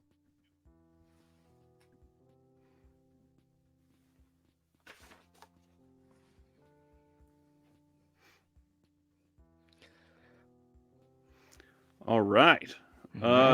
While we're getting answers on this one, I want to throw out Poppy Padre says the director of Drive, which is Refn, of course, restored the first film on the Steckler box. Isn't that cool? He's doing that a lot on a lot of these, actually. Let's see. We have, Psychotronic Cinema is handily the first person to get the answer for this correctly. That is James Salas. Yeah, that's a friend of the show, Ian Schultz, who has been on the podcast. So good job, Ian. Good job. Ian, please send an email to shelfshockrewind@gmail.com. Let us know that you won the $50 Grindhouse Video certificate, and we will get that out to you. Now, this is a part of the show that is going to be interesting. We are going to break into something that... well, first, let's do our last giveaway video, and then we'll go into something a little more serious. So let's do our last giveaway. I'm Derek, and there are many things that I love about physical media. One being that it is physical, and I can hold it and show it off. I really love special features, behind the scenes, making ofs, interviews, all of these things that generally you tend to get a lot of with physical releases. On occasion, you also get access to various cuts of the film. Or you get access to things that will likely never make it to streaming. Night Force, starring Linda Blair. Moving Target, starring Linda Blair. And who wouldn't want to hold a copy of Queen of the Damned? That was the fifth and final video from the giveaway for this. And I love all of the contributions that we got for this one. And it was really hard just to pick the final five and to pick a winner for this. Steven, I've been talking to both of you guys. Steven, would you like to share who won the giveaway for our 5 videos that we selected for this? All right. So yeah, as Ryan said, very tough to even narrow it down to 5. And these all were just really good. It's almost, if we had a 5-sided coin, it would have been nice, but that's not how coins work. So, we just said we thought about it hard, and we decided to go with Film Illiterate's video as the winner for this year's giveaway contest. So he's also getting a $50 gift certificate from Grindhouse Video. So congratulations, Film Illiterate. Congratulations to Film Illiterates. It was a wonderful video and very funny. And I love how many of these were funny as hell. It just worked out very well. Yes, it did. Like I said, now we're going to get a little serious. And I realized I did say something a little oddly there. That wasn't the last giveaway. We still have plenty more to go, but that was the last of the giveaway videos. We are going to break into something that it's really important to highlight certain aspects of this community, and we really wanted to show recognition for a name in the community that has been very important over the last multiple decades. And so we are going to introduce a memorial award, and let's break into that now.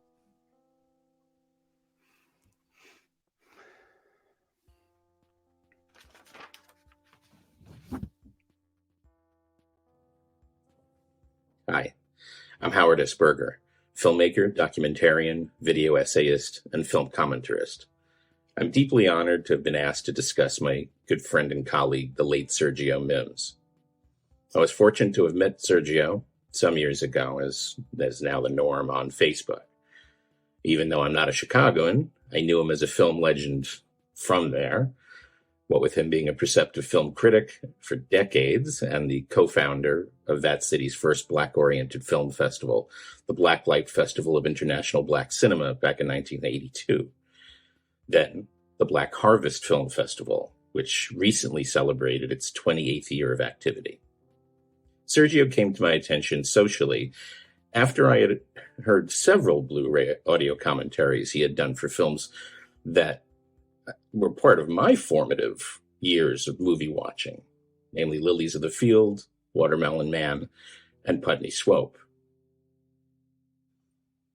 almost immediately, I loved his reading of the in-betweens of those films, not just biographical blather.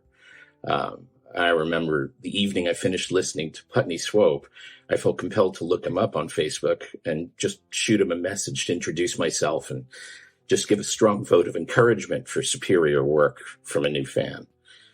And that's when I noticed that he'd beaten me to the punch. There it was in my inbox, an introduction and friend request from Sergio, along with the high praise for several Blu-ray commentaries that he had heard of mine. Well, what can I tell you? Mutual love at first sight, I suppose. And so it went. Every time there was either an announcement of another commentary I'd done or a favorable review, there would be a post on my wall from Sergio giving his usual praise and encouragement. Pretty soon, we felt the time had come to join forces on some commentaries, such as Ronald Neam's Gambit or Gordon Douglas's Skullduggery. And it was always a pleasure. He spoke my language, which was he always had a tight beat on the directors under discussion and a keen insight into understanding the less than obvious points as to why the film was far more important than previous critical assessment. So I finally met Sergio in person last year when he was flown to LA to introduce several films at the Turner Classic Movies Film Festival. And we spent a couple of days hanging out and in between screenings, talking about life and film, and simply having a great time engaging in non-critical, non-argumentative discussions. Just talk to elevate awareness and interest in personal favorites. So when I learned of his passing very shortly after, I was dumbstruck. It was very unexpected. From my perspective, I never knew anything was wrong. And he didn't let on that there was something wrong. And it just feels like a huge gap has still been dug. But unsurprisingly, the outpouring of affection, respect, and awe of Sergio from decades of friends and filmmakers to whom he had given very similar encouragement and affection was and remains immense. Sergio changed a lot of lives by just being part of them. And his passion for film held no limits, but high standards. And my understanding of cinema and its language is for the greater, since Sergio's willingness to share and discuss epiphanies and ideas. There were no limits. So this is why I'm extremely proud to be here to introduce the first Sergio Mims Memorial Award for extraordinary contributions to film critique, context, and commentary. A perfect memorial for everything that symbolized Sergio himself. And on his behalf, thank you.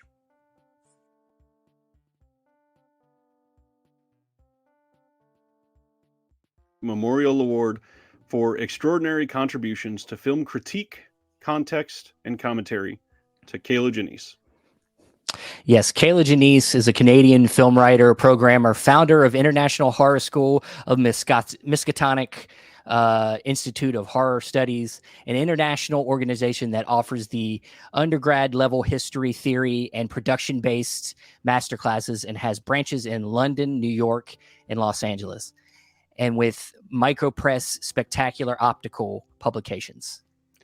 Kayla's work ranges from literary works such as A Violent Professional, the films of Luciano Rossi, The House of Psychotic Women, and the co-authoring of many others, to producing documentaries and special features for many of the greatest releases in recent years. And many of them releases are on our shelves right now. And one of those projects that started out as a special feature morphed into an in-depth, enthralling look at the folk horror genre with The Woodlands Dark Days Bewitched, a history of folk horror, and which went on to garnish acclaim from film festivals and film fans alike. In 2022, Kayla released a re-release of the House of Psychotic Women with more entries alongside a new box set from Severin Films. Kayla is one of the busiest people in this hobby that we all love, and her contributions are immense. We would like to say thank you to Kayla Janice for everything that she does. And in honor of Sergio Mims and Kayla Janice, we would like to encourage everyone to dive deep into film studies, and give contextual bonus features like commentaries and visual essays a moment of your time when consuming the physical media that we love. So here's to Sergio Mims and to Kayla Janice. Thank you to everyone that contributes to these releases and encourages the expansion of our knowledge on film. We hope to honor Sergio's legacy by awarding another extraordinary contributor next year if and when the Shelf Shock Rewind Awards can continue. Thank you, everybody, for that moment of seriousness and allowing us to contribute some kind words to Kayla Janice and to Sergio Mims. I think it is incredibly important to get some of these legacies out there for people to acknowledge and see and learn about. It has been an intense year to hear about the passing of Sergio, and there were some others that hit some people hard this year, but Sergio is one that has rocked an incredible film foundation in Chicago and everyone else that knew him closely. So thank you. Thank you. Continuing on with our night, we are going to get into best overall extras package, and I'll leave that to you, my friend. Well, we've gone through, we've dived deep in with categories like visual essay, commentary, and interviews. So now we're just talking about the overall extras package, which includes everything, and not just newly commissioned things, which is what we've been focusing on so far. We're talking about new stuff, archival stuff, the booklet, just everything that was included in the extras package to make the physical media release special. So with that said, here are our nominees for best overall extras package.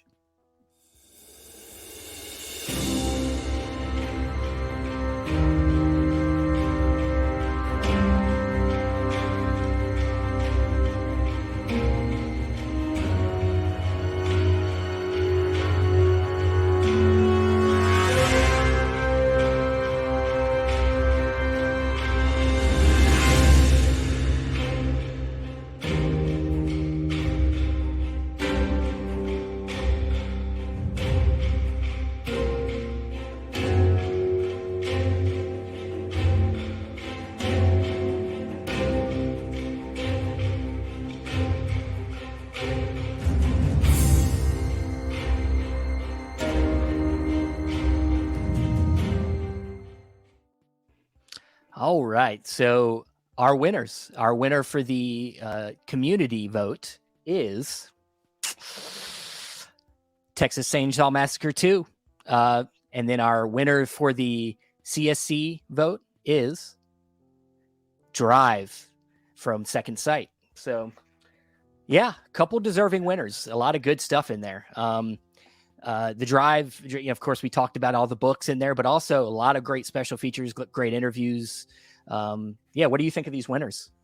I think that they're astonishing. I do want to point out the comments saying Severin Cruel Jaws water gun and a cash flag mask from Severin. We're actually talking about on-disc extras, not things that are sold separately, but also Cruel Jaws was not released in 2022. So, yeah, some of these got to pay attention to that first release date. I do think that Drive and Texas Chainsaw Massacre 2 are hard to argue with. If you look at the Texas Chainsaw Massacre 2 listing, the list of extras is like you have to scroll to read all of them when you're looking at it on the website. And then with Drive, you're getting 2 full-length books. That's, again, really difficult to compete with. Both of these are astonishing releases, and I absolutely love them. So glad that they're on my shelf, and love that people are actually giving them love. And it shows that people are paying attention to the extras, which is one of the things that we really wanted to champion with this. Most definitely. And of course, tons of great other releases with great extras, but these are what they voted on. So now we're moving on. Where we got next, Ryan? Next, we have one of the most popular categories, and we are getting to the big ones. First is a genre that most people seem to collect primarily for, and that is for best horror films. And we're going to go shouting out the Rad Pack now for one of our favorite intros to one of these categories. What's up, everybody? Garrett here from Born to Be Rad. Mel from My Killer Podcast. And Justin from Movie Watch Daily, and we are the Rad Pack. And we are honored to be here today presenting the award for Best Horror Film Release. Horror is a genre of storytelling designed to scare, thrill, and shock the audience, and can be interpreted in many different ways. And that's why the genre has been able to evolve over the years. And as culture and fear changes, so does horror. And the nominees are...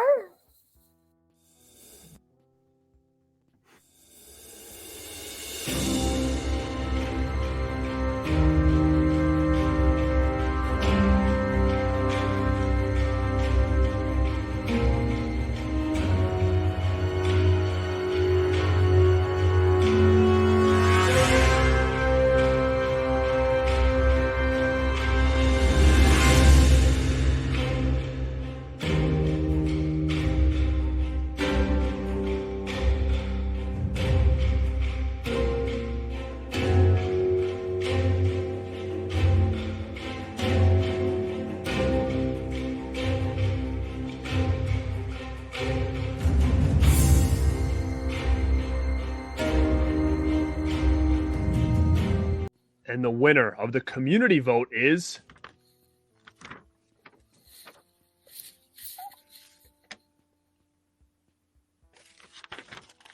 The Texas Chainsaw Massacre 2. From Vinegar Syndrome.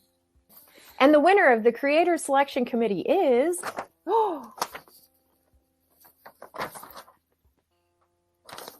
The Witch.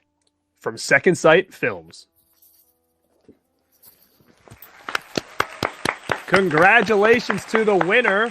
This is the Rad Pack signing off. Thank you for having us. And like always, stay rad. Stay weird. And stay killer. Nice. So obviously, Texas Chainsaw Massacre 2 has gotten a lot of love tonight. And I love that release. Absolutely nothing wrong with it. It has a massive ton of content on it. But I'm so glad that we finally got a little love and vindication for this wonderful release of The Witch from Second Sight. I did want to highlight, since it did not win earlier, The Witch has one of my favorite booklets of the last 5 years. This is an incredibly amazing release. The Witch is a masterpiece. It's one of the best films of the last 10 years, hands down. And I am so glad that people loved it. And Second Sight could give us easily the best release for this that we will probably ever have. I don't think we need another one. I love the commentary on that as well. Well, really great commentary. So, but yeah, now it's time to. Do we got anything else to go on before we move on to the next category? Yes. First, I wanted to shout out Cemetery Man, who says the only weird thing about Texas Chainsaw Massacre 2 is no new interview with Bill Moseley. He even said no one reached out to him for it. That was cleared up, by the way. I believe somebody said that they reached out, and his assistant just straight answered and said he doesn't have time right now. So I believe that's what happened with that, which stinks. I know that he would have loved to do it, and I would have loved to have an updated one with him on there, but things just don't happen. However, he talks about that film about 14 times a year at cons all across the country. So I'm sure that there's other ways that we can view a talk like that. Furtado, I'm not pushing the wrong button, I promise. It's this damn system. If I push it near the end, it doesn't work. Next up, though, what we're going to do is go into our trivia. Trivia number 5. What are we giving away this time, sir? Well, we have one more $50 gift certificate to give away. So let's go for it. Ooh. All right. So this one, this is going to be kind of a tough one unless you really know people in some of these films. And since this is the first time we've gotten to talk about The Witch tonight, here comes our trivia question, number 5.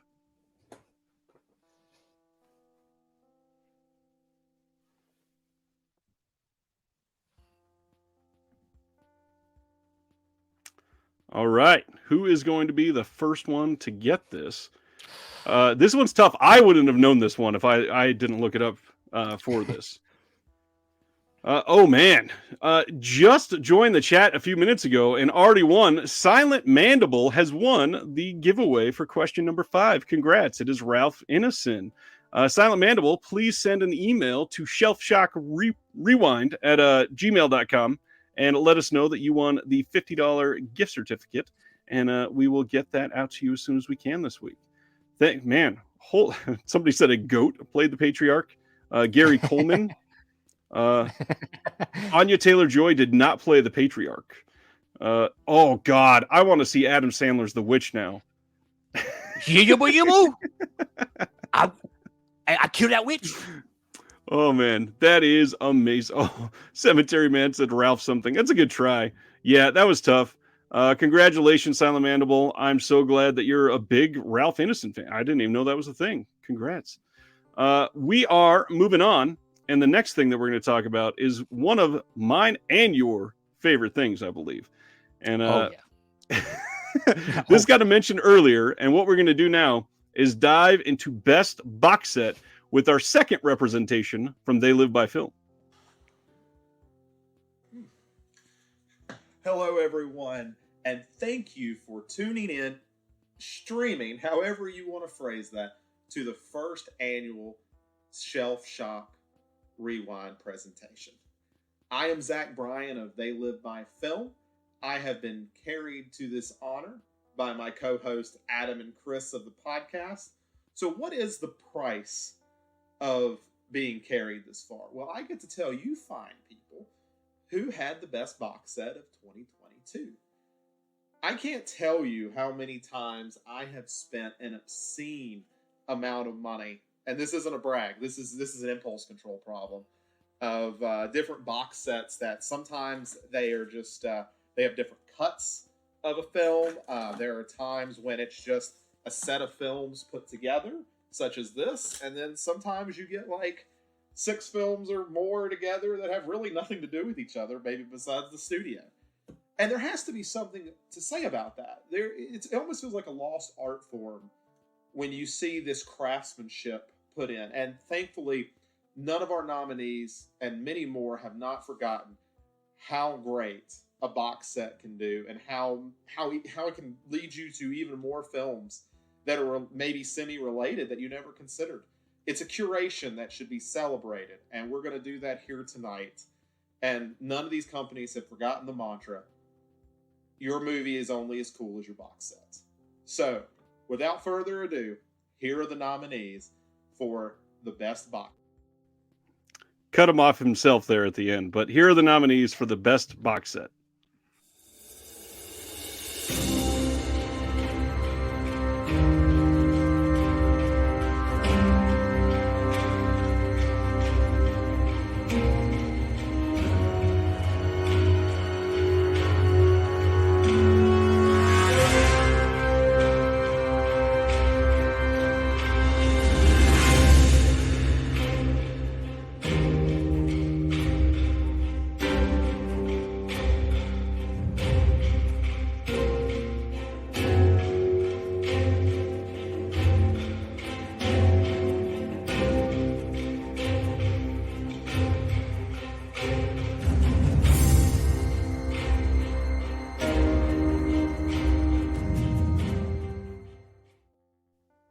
Now I'm going to wait a second to play the winners, because this is one that I'm torn by, because there are some really heavy hitters in this category.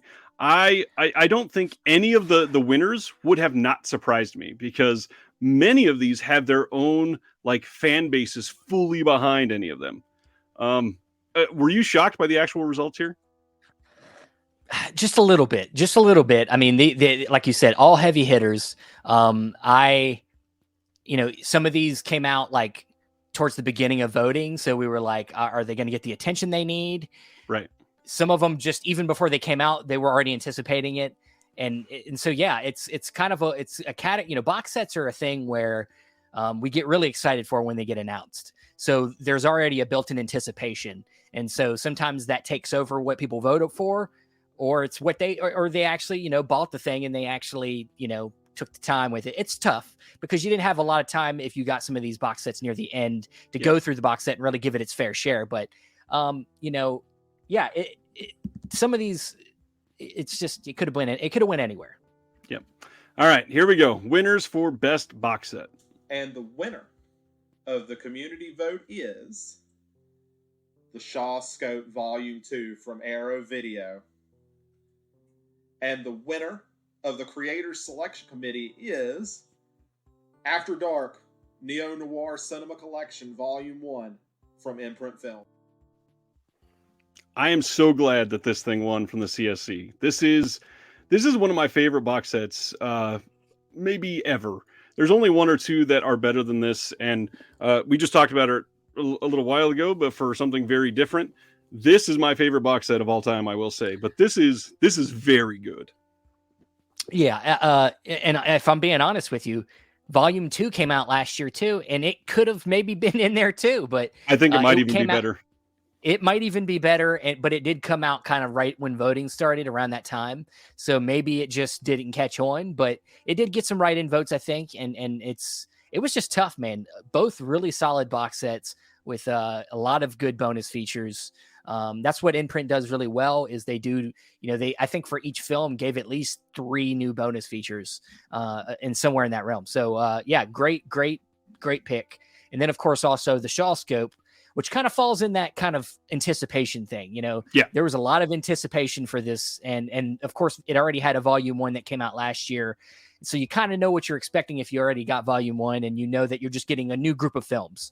And so, yeah, I mean, it's really not a surprise, but could have went anywhere. All the nominees were really deserving. So, and with Shaw Scope, I feel like Shaw Scope Volume 2 kind of blows Volume 1 out of the water a little bit. I think that they were wise to do it that way. I think a lot of people would have been very disappointed if we got the first one after the second one, but now anticipation for a third one is going to be huge. Oh yeah. So yeah, this has been a very interesting time for box sets. I will though shout out Severin Films not winning either of these is still a little bit of a shock to me. The fact that their box sets are maybe best of the best every single year. Yeah. I am eager to see if we actually get the Black Emmanuel box set like they're promising, because if so, I would not be surprised if that won pretty much immediately. Yeah, I just posted a picture on my Twitter and Instagram of me making a tower of all the box sets from Severin, and how they're just, it's hard to argue. They're the best. Their box sets are amazing. But yeah. Yeah. One thing I love about box sets is some of the amazing artwork that we get on all of this. And I think it is a great time to highlight some of the artists that put their hard work and energy into these releases. So let's go into best artwork with a close friend of mine, Mr. Nathan Jones.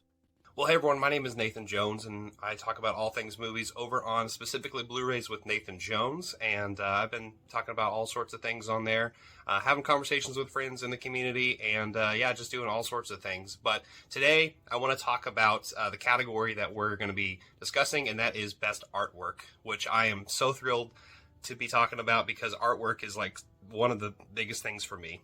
So I know a lot of people who like this industry are also fans of other physical media forms, say it is books or vinyl records. We used to pick up these covers and like just look at them and think, I don't really know anything about this, but this looks so cool. And this is the same exact thing with these movies. A lot of these things are blind buys for a lot of us, and I cannot be more thrilled to talk about the Best Artwork nominations. Artwork has always been something so creative that, we can have things that are so complex, things like this, where we can just get lost in the world that it creates. Or we can even get something that's a little bit reimagined of something that we already kind of know, and we, look at something as a different interpretation of what it looks like before. And, sometimes it's even as minimal as something that is like just perfect for the occasion. There are things that exist like that. And so, I'm really thrilled today to talk about the best artwork for this incredible award show. And anyway, the nominations are...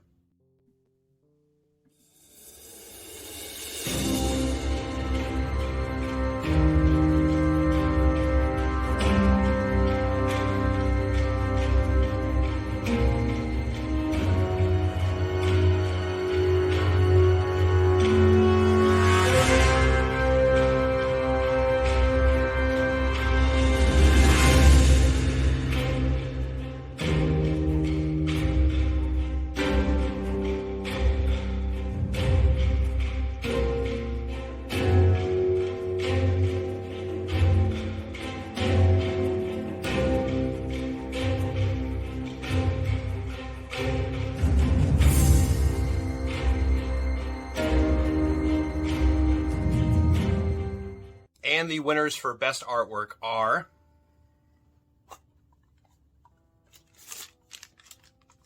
the community winner for best artwork is Texas Chainsaw Massacre 2 by Tony Stella from Vinegar Syndrome, which I wish I had right here in front of me. And the creator selection committee winner is Cloak and Dagger VSU by Haunt Love from Vinegar Syndrome.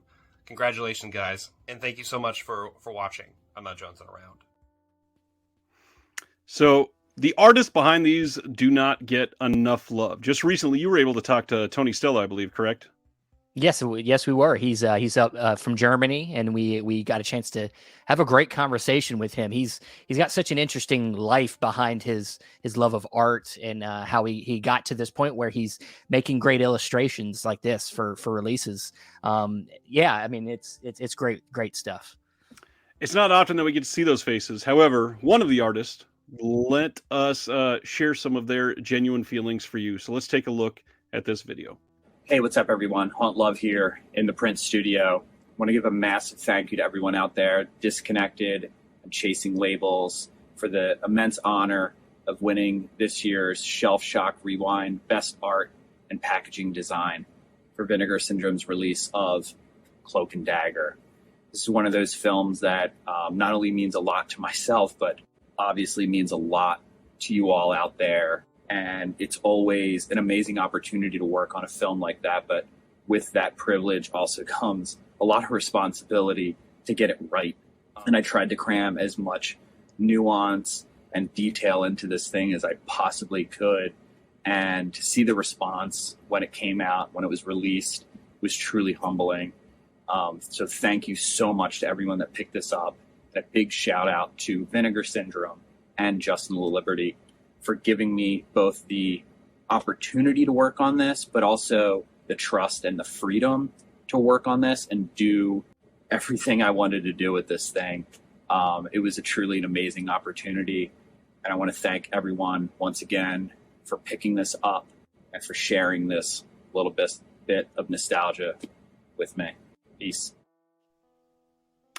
I love that we got somebody like Haunt Love to actually give us their face and feelings behind this, because that is so rare. Yeah. If you have ever wanted to support some of these artists, this is a great time to do it. It is getting more and more difficult every day for these artists to survive and thrive and be able to make a living for what they do. And one of the ways that you can support Justin is going to Rough Cut Fan Club, which is a t-shirt company that Justin is a big part of. And you could see the hoodie that he was wearing there, and they have some of the best artwork in the game. And I believe just this weekend they put up a release of Possession, and the shirt for that looks amazing. So if you are feeling froggy and want to be generous, go buy yourself a shirt, because that Possession shirt is amazing. So thank you, Justin, for coming on. Yeah, and I believe Tony Stella as well. A way to support him, other than, of course, just being interested in sharing his stuff around. He has a website where I think sells a lot of his prints of artwork. So you could go there and browse around and buy some artwork. Absolutely. Yeah, go take a look and buy some of these. These people are astonishing. And as far as Cloak and Dagger, we're not quite done with it. It's time for our 6th trivia question. Mr. Billings, what are we giving away this round? So now we're getting into some Cauldron Films giveaways. So Cauldron Films, Jesse over there was gracious enough to give us 3 different packages of 2 films each. So we don't know what the films are. Jesse's going to give you, it's going to be random, but you're going to get, with this giveaway, 2 Cauldron Films titles. So here we go. Celeste, the company name for that is Rough Cut Fan Club. I believe it's roughcutfanclub.com. Okay, so the trivia question for this, it's going to be the first person to answer as usual. And here we go. By the way, they're getting a little bit harder since we're getting into some of the bigger. Oh.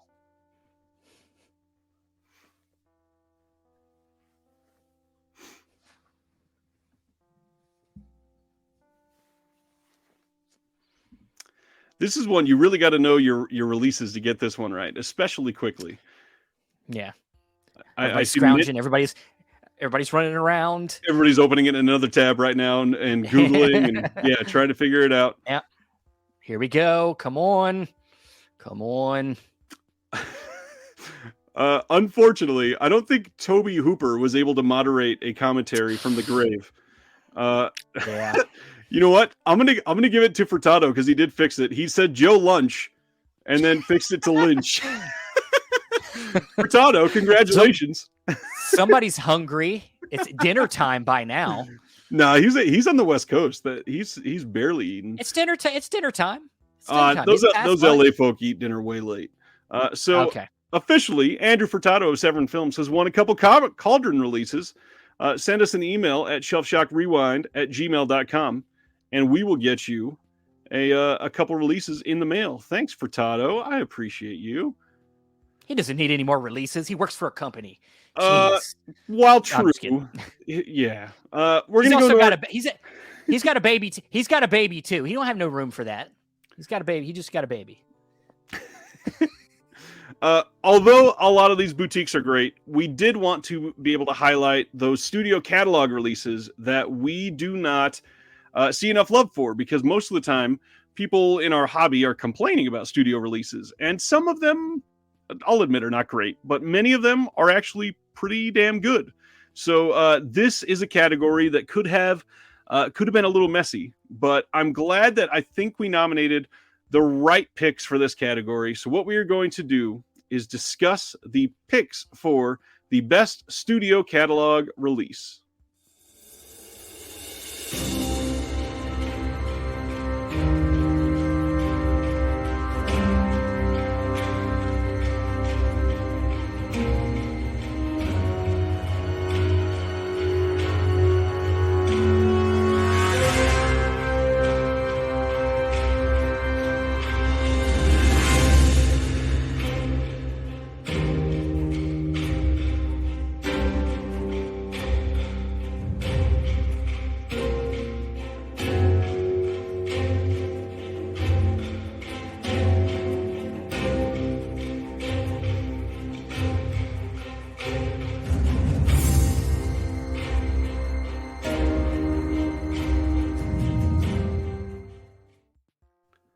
Lots of great possible winners in this one, and we got plenty of votes. We even had some write-ins on this one, which was interesting.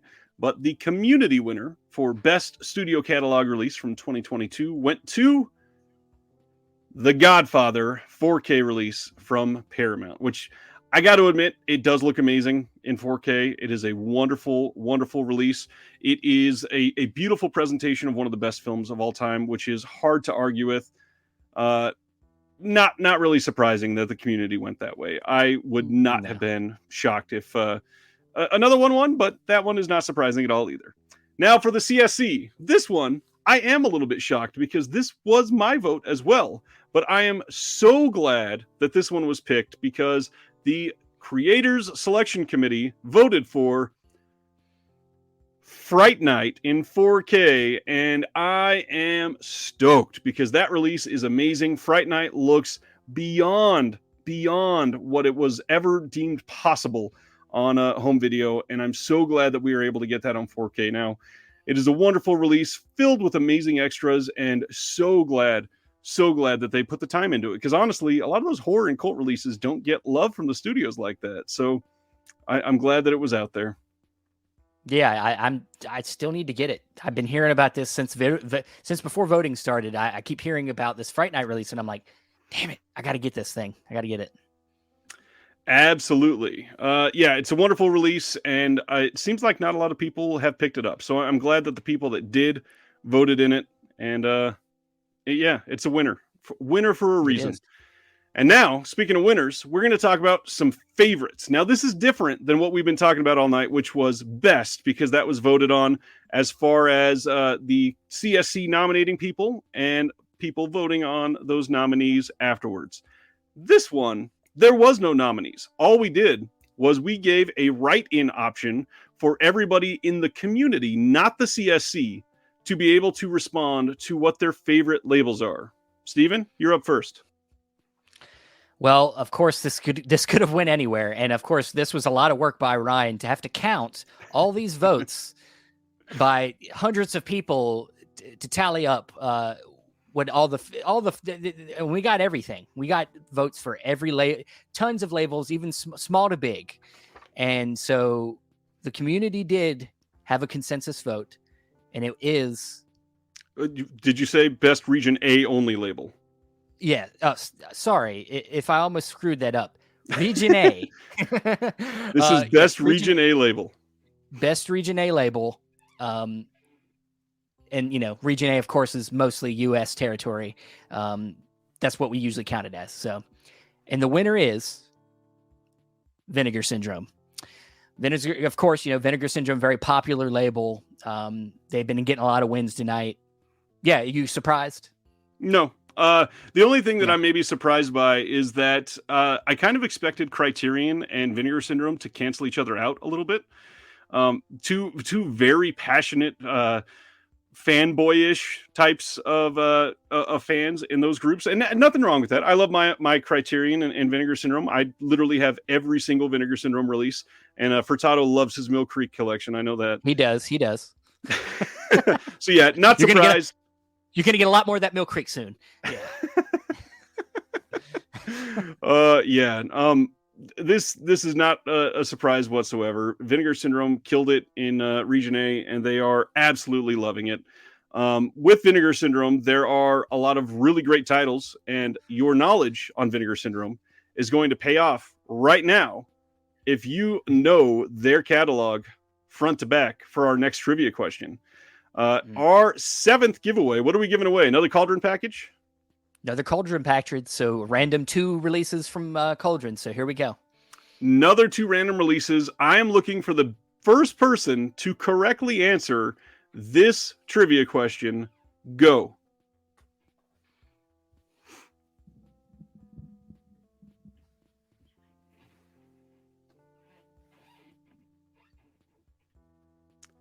That's going to be a tough one for some people that don't have it down. And they might know which release that was for VS001. However, there are 3 films on that release. What is the 3rd film on that release? And oh wow, we got an answer very quickly. I don't know how you did that. Celeste, amazing. Black Love is the 3rd film on the Herschel Gordon Lewis set that was released by Vinegar Syndrome as their first release ever. Wow. That was impressive, Celeste. Very, very nice. Another Wayne's World reference. We're not worthy. We're not worthy. Please send an email to shelfshockrewind@gmail.com and we will get you a Cauldron package sent over to your house as soon as possible. Celeste. Love the commentary. Love it. That was amazing. Now we are going to go to favorite Region B release. So all the same thing that we talked about before. The CSC didn't nominate anything for this. This was only done by the community, and the community heartily voted pretty heavily for this. And the winner for the favorite Region B label went pretty easily to Second Sight Films. Second Sight, again, they put out some incredible stuff this year. We got Drive, we got The Witch, we got their first 2 Hammer releases. We got some amazing stuff from Second Sight, and they are maybe my favorite label as far as like highest quality that they put into all their releases. So I'm so glad that they were able to win this one. Favorite Region B label. It's my vote. Was this your pick as well? Pretty close. Like you said, it's not always about how many releases that come out in a year. Every release they come out with is premium. With whether it's the extras, the packaging, even just the film selection is just really great from them. So it's them or Indicator for me. Indicator is a big one for me. I would have loved some more Indicator love maybe in this selection, but yeah, I can't deny it. Second Sight's great. Jeremy Long says, okay, good. Glad Second Sight won because I really didn't feel like rioting tonight. Yes, Aaron, I know that we're not all in the same chat, but I'm doing my best to share as many as I can across the waves because on this stream, we are gonna cross the streams. That was a joke I tried to come up with many hours ago, and I'm glad I could use it. Hey, okay. Ghostbusters is in the Criterion. However, Criterion loved it. Ghostbusters got a ton of votes during this, It by the did. way. That 4K box set did very well behind the scenes. We'll be talking about all that in an upcoming stream when we talk about some of the actual math behind all of this and who won by how much and all that. And we're gonna hang out soon, so make sure that you're staying tuned to our channels in the description below. We're gonna be talking more, but next we're gonna go to what everybody voted for the best releases. We're down to it. The final 3 big ones, Steven. Yeah, this scared me. This really scared me because this could go in weird directions. And I think for the most part it was very successful, and it felt all these winners felt pretty right. We all have our personal choices, but I think we got some really great releases that win some of these big awards this year. So I can't argue with it. I completely agree. So what are you going to be presenting with us? Well, I'm going to present the best Region B release. So Region B, of course, once again, whether it's your Eureka releases, your Second Sight releases, all these labels from the UK, international, could be anything. And we got a lot of good nominations here, and let's see what they are. All right.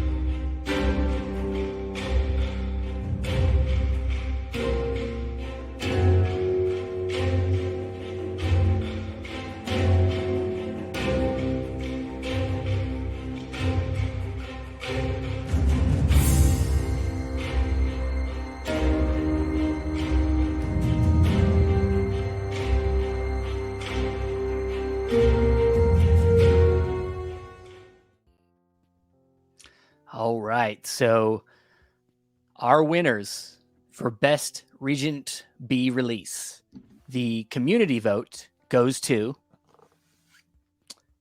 Drive, Second Sight, and the CSC winner goes to Drive, Second Sight. So but our timing was great. Yes. This has been a big winner tonight. Drive from Second Sight. It's a really well-loved release, obviously winning best Regent B release. I think you're happy, ain't you, Ryan? You liked this one. I'm very happy. This is a beautiful release. And for everybody that got a chance to pick it up before the limited edition went out of print, I'm happy for you because it is a beautiful release. But also, thank goodness that we have a standard release for it, and you can have all the same on-disc content. There's nothing withheld from you. You don't get the 2 books, but you can get those elsewhere. It is absolutely worth it. Take the time to watch this release and watch all of the wonderful extras that we got. And obviously, that leads into discussion on going region free, which I see some people playfully ribbing Mr. John Peters in the chat for not going region free. And some people look at it as an expensive thing. And obviously, when you first get a region free thing, it's a couple $100 maybe on the high side if you're in region A to get a region free player. However, the amount of stuff that's out of print in region A that is not out of print in region B that you can now buy is so much more than you think. There's a lot of stuff that will literally never be released in North America that you can open up your horizons in if you are finally able to go region free. So it is completely worth it. By all means, do your best, invest, get it, and you will feel much better about your collection. And one of the things that you might feel better about is that we are going to discuss our 8th trivia question, which was not about the winner of this one. We already talked about Drive, so I figured let's talk about one of the other ones that were nominated and see who can be the fastest to answer this question.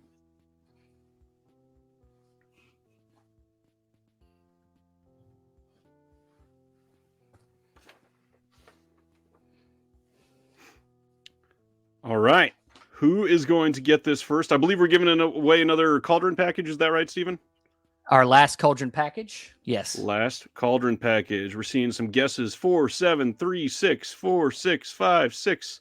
The first one to get it is my friend, Mr. Zachary Hatfield with 8. That is the correct answer. Good job, Zach. There are 8, including, I believe, 2 reboots. Oh, gosh. There's a lot of them. They've done quite a few of those, but I believe there are 8 official films in the franchise. Mr. Zachary Hatfield. This would have been terrible for anybody trying to put that release together. Yeah, they just ship you a shelf. Here, install this. Yeah, here you go. Yes, there are 8 in the franchise. Well done, Zach. Zach, please send an email to shelfshockrewind@gmail.com, and we will get you a release from Cauldron sent to your house for free. Congratulations on winning. But now it's time to discuss the best Region A releases. So all the same thing as last time. CSC nominated. We have this huge group that we're going to talk about. Let's take a look at the best releases from Region A from 2022.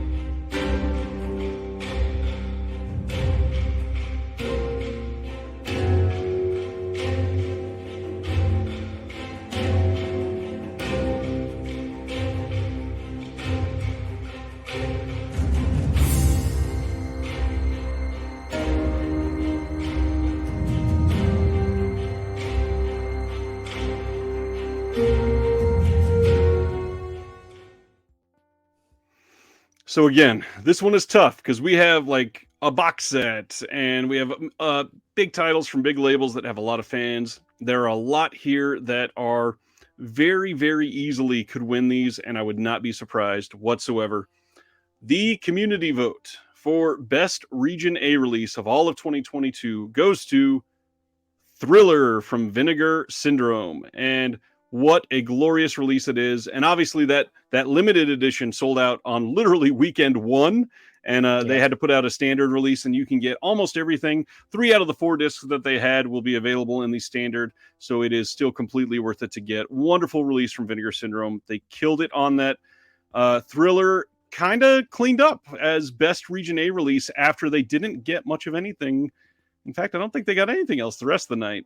Vinegar Syndrome has done very well, but that's the first one that they were able to pick up for Thriller.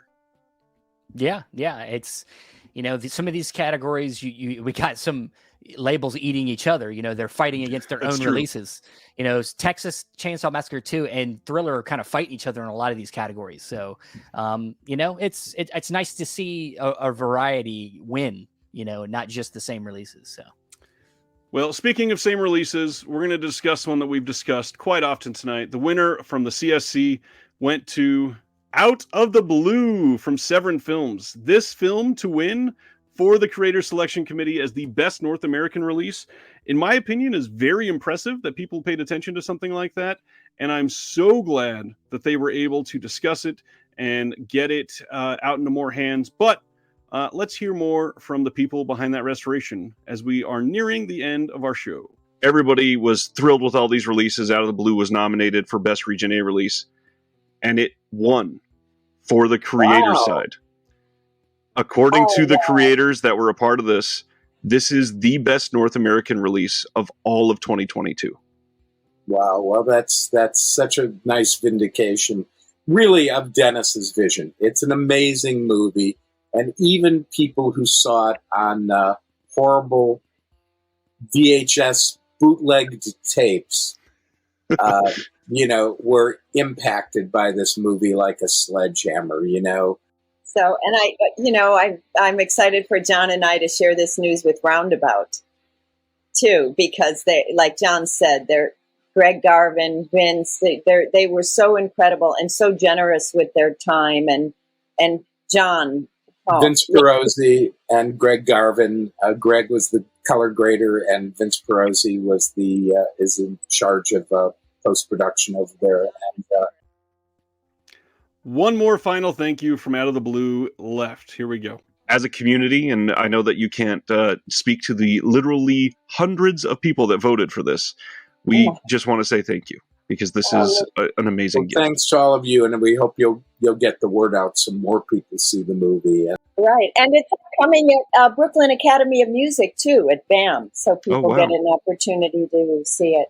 And a big thanks to Severin, who is such a really, truly incredible partner. And I have to give a shout out to Josh Johnson, because he's, helps promote and does their Instagram, and he's been so great about getting the word out. So, and I have to thank Elizabeth, because she's just been an amazing point person on the social media and support. And had we not done the Kickstarter, we couldn't have afforded to have done this out of our company's own resources. We're still paying bills on the movie. And so folks, go out there, don't pirate it, buy a disc. You'll be glad. I think you'll be glad you did.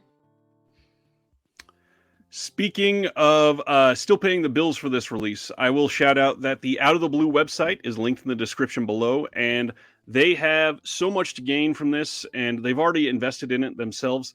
There is a lot of items that you could purchase from their website right now, and one of the best things that you could possibly do is they have some stuff signed by Linda Manns, who has sadly now passed away in the last few years. So it's not something that you're going to be able to get again. And they are going to go immediately into, helping finance something that is clearly a passion project for two people that are behind this labor of love that killed it. They absolutely put out an amazing release, and Out of the Blue and Severin working together to release this, and BFI releasing it in the UK. It is literally one of the best things that has been released in the last 10 years, without a doubt. Most definitely. You know me, when we were starting this process, I was screaming about this release. And of course, Justin Long as well. Or Jeremy Long, I'm sorry. Not Justin Long. We don't have, it would be great. Hey, Justin Long is here. No. Jeremy Long, of course, was very big about this one as well. So here's Elizabeth from that video. She says, John, Ellen, Simon, and I are so grateful and touched by the appreciation and recognition for Dennis Hopper, Linda Manns, and our Discovery Productions 4K restoration of Out of the Blue. I'm so grateful that we were able to get that. You guys are amazing. So thank you. Thank you. We are down to our final two items to discuss for the night. We have one giveaway and one final category. The giveaway is going to come first, and we are giving away easily the biggest prize of the night. This is the Sony Pictures Classics anniversary box set, which has 10 films in 4K. And I don't believe any of them you can get in 4K like this anywhere else. It is by far the most complete package for these films. Some of these, like SLC Punk, was never even released on Blu-ray. So it made the jump from DVD to 4K, and you can only have it in this set. So if you want to be the lucky winner of the Sony Pictures Classics box set, you better get your hands ready, because I am sending the number 9 trivia question out to all of you now. First person to get this wins.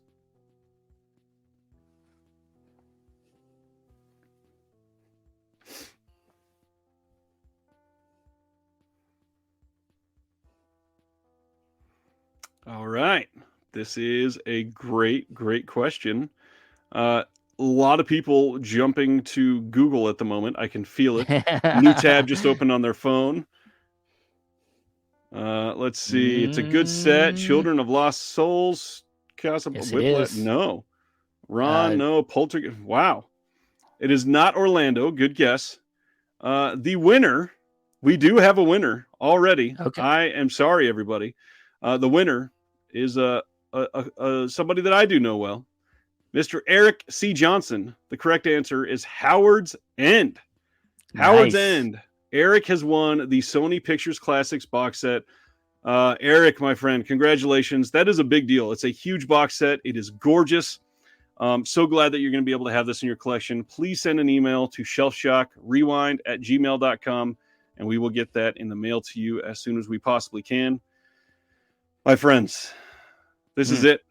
This is the absolute last category that we are going to discuss on the Shelf Shock Rewind Awards for 2022. This is the big one. This is the best picture. This is the best overall release from all of 2022. And after this, we'll hang out for a few minutes. We'll get some reactions to everything, and then we'll call it a night. Let's go in to who the nominees are for the best overall release for 2022.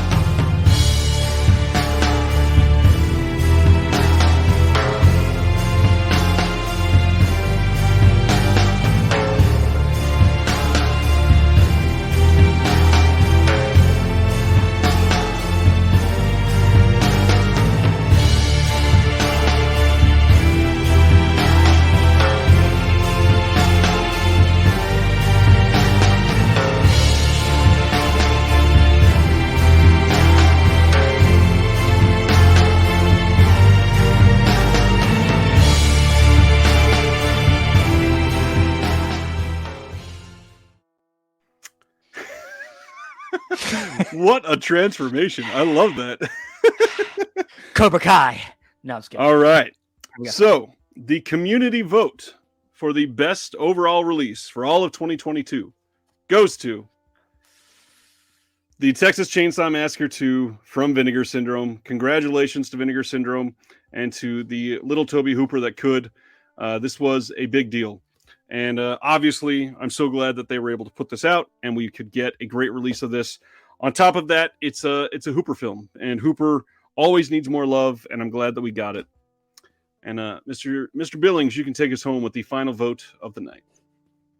So now we are with the Creator Selection Committee winner, and of course, this was a lot of great films in this category, and we're going to end it here with the winner going to one of the biggest winners of the night, Drive from Second Sight. Congratulations to Second Sight, to Drive. This was a fantastic release, and I think well-deserved. Great stuff. That is a wrap for the 2022 Shelf Shock Rewind Awards. I am so grateful that we've had so many people hanging out with us tonight. It has been an absolute wonderful time to get this. It has been a labor of love from both of us. I promised to get this going, and we are here to react. So what's everybody's biggest surprise of the night? What is there something that people feel like was the biggest snub, maybe? Did you have one? Biggest snub. Oh, you know what? I mean, I don't know. I kind of the Swimmer release from Indicator was one that I really loved, which was in the Region B category. I would have liked to seen a sneak in on that one, but I don't know. I haven't thought about it much. I was actually pretty happy with a lot of these, so I can't really say off the top of my head if there was any snubs necessarily, but.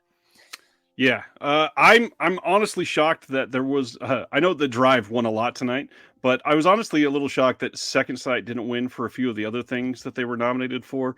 A lot of their stuff has been incredible. The other one for me, this is maybe no surprise, but Imprint Films deserved a lot more than they got tonight, in my opinion. I think they only won for Best Box Set from the CSC, and it is shocking that they did not get more. Some of their special features have been absolutely incredible. Kino not even getting nominated for annual slate was a big deal. Yeah. I think they only really got nominated. Did they get nominated early on with some of the earlier releases? I don't think they had much in the later categories. Nope. It's tough, man. I mean, there's so many labels, there's so many releases, and a lot of times the favorite, the ones that got nominated for favorite label, like your Vinegar, they take a lot of the poll. But we did get two.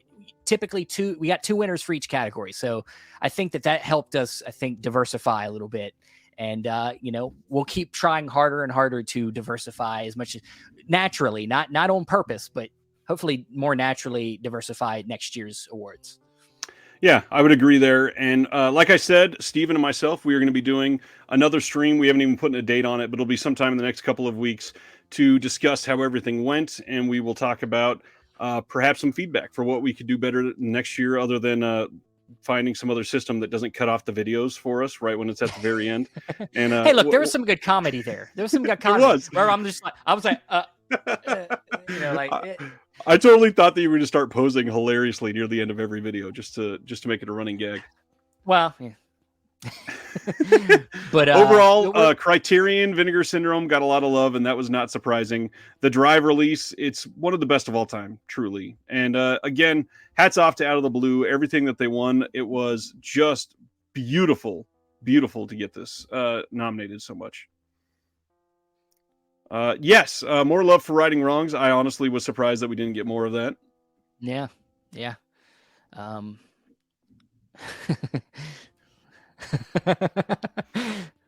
Oh man.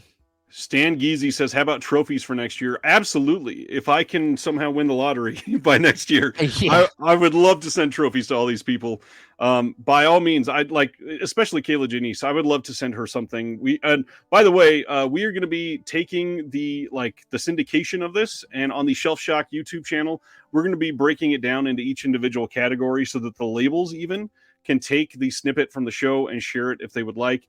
It's a lot of work, and the stuff that they've done, they deserve the attention for it. So we're going to do everything I possibly can to make sure that they feel like they got recognized for it. Most definitely. And yeah, I mean, there's more, like you said, there's more to come with this. And we hope that, if we can make this a regular thing, we hope that this will keep, I think something like this will help, make you maybe pay attention a little bit more to what you're buying, your releases, as we talked about with the Sergio Mims Memorial Award. More context, looking into more of your releases when you get them in, and not letting them just sit on the shelf for 3 years. This now you have to vote every year for this show, and it's good to be prepared, and use that letterbox, use whatever tool you like to use to help keep up with some of the stuff that you like throughout this coming year. And so when it comes November this year to vote for next year's awards, then you'll feel better about your vote. So Jeremy Long is upset that my first VCR didn't win anything. Jeremy, that is a 2023 release, so we can talk about that next year. Yeah. Justin Long. And that reminds me, as you guys are going through 2023 and seeing everything that comes in, maybe start keeping a list. Hey, I really enjoyed the visual essay for this disc that I just got in April. That way you don't forget it when November and December rolls around and we do this again for next year. Hopefully you guys enjoyed this enough to want it to come back. And by then, we will make the best of this and improve and maybe make it a little bit bigger. I hope so. A lot of this process was just figuring out the logistics and figuring out the best way to get it all set up, and also just coordinating, a lot of coordination. Ryan did a lot of emailing of people and, organizing. I spent a lot of time doing graphics and things like that. And now that we kind of know how we've done it and maybe start thinking about improvements, I think next year can be improved in many ways, and will be even better and fun experience. So, and maybe we'll, with this one, maybe more people will want to come on and talk about the releases and do guest nominee videos. So absolutely, that'll be nice. I got a question for you. Cemetery Man wants to know, maybe we can make this a monthly show. How do you feel about that? No. You're gonna see me doing it from a cardboard box on the side of the street because my wife kicked me out of the house. So no. Yeah, there's no way in hell. This has been so much work, and not that we are, begging for compliments or anything here. We started planning this in September, and to have all this really coming out now 5 months later and see all of you enjoying the things that we've been working on, it is so incredible just to feel the love from the community all come together. And there's been more than 100 people watching this literally the entire time. So thank you all. This has been amazing. Steven, also thank you to you. This has been obviously a huge amount of work for both of us, and I could not have asked for anybody better to do it with. I appreciate it, man. You too, man. And I think a good friendship has started here just over this love of physical, not only just but doing this show. Now I have to talk to this guy all year long. Now I have to keep up with him. And we'll be probably talking to each other all throughout the year about ideas about how to improve, it's great to do this, man. I can't wait to do it again with you next year. And I can't wait to see what the releases are. Can we go into the future and see what's coming out so I can go ahead and start getting ready for it? Absolutely. All right, everybody. I think that's all we got. This has been amazing. I'm stoked. We hit just over my estimate. I said 2.5 hours, and here we are at 2:41, and we're going to call it a night. Thank you all. This has been incredible. Till next time. Have a good night. Be safe. And keep on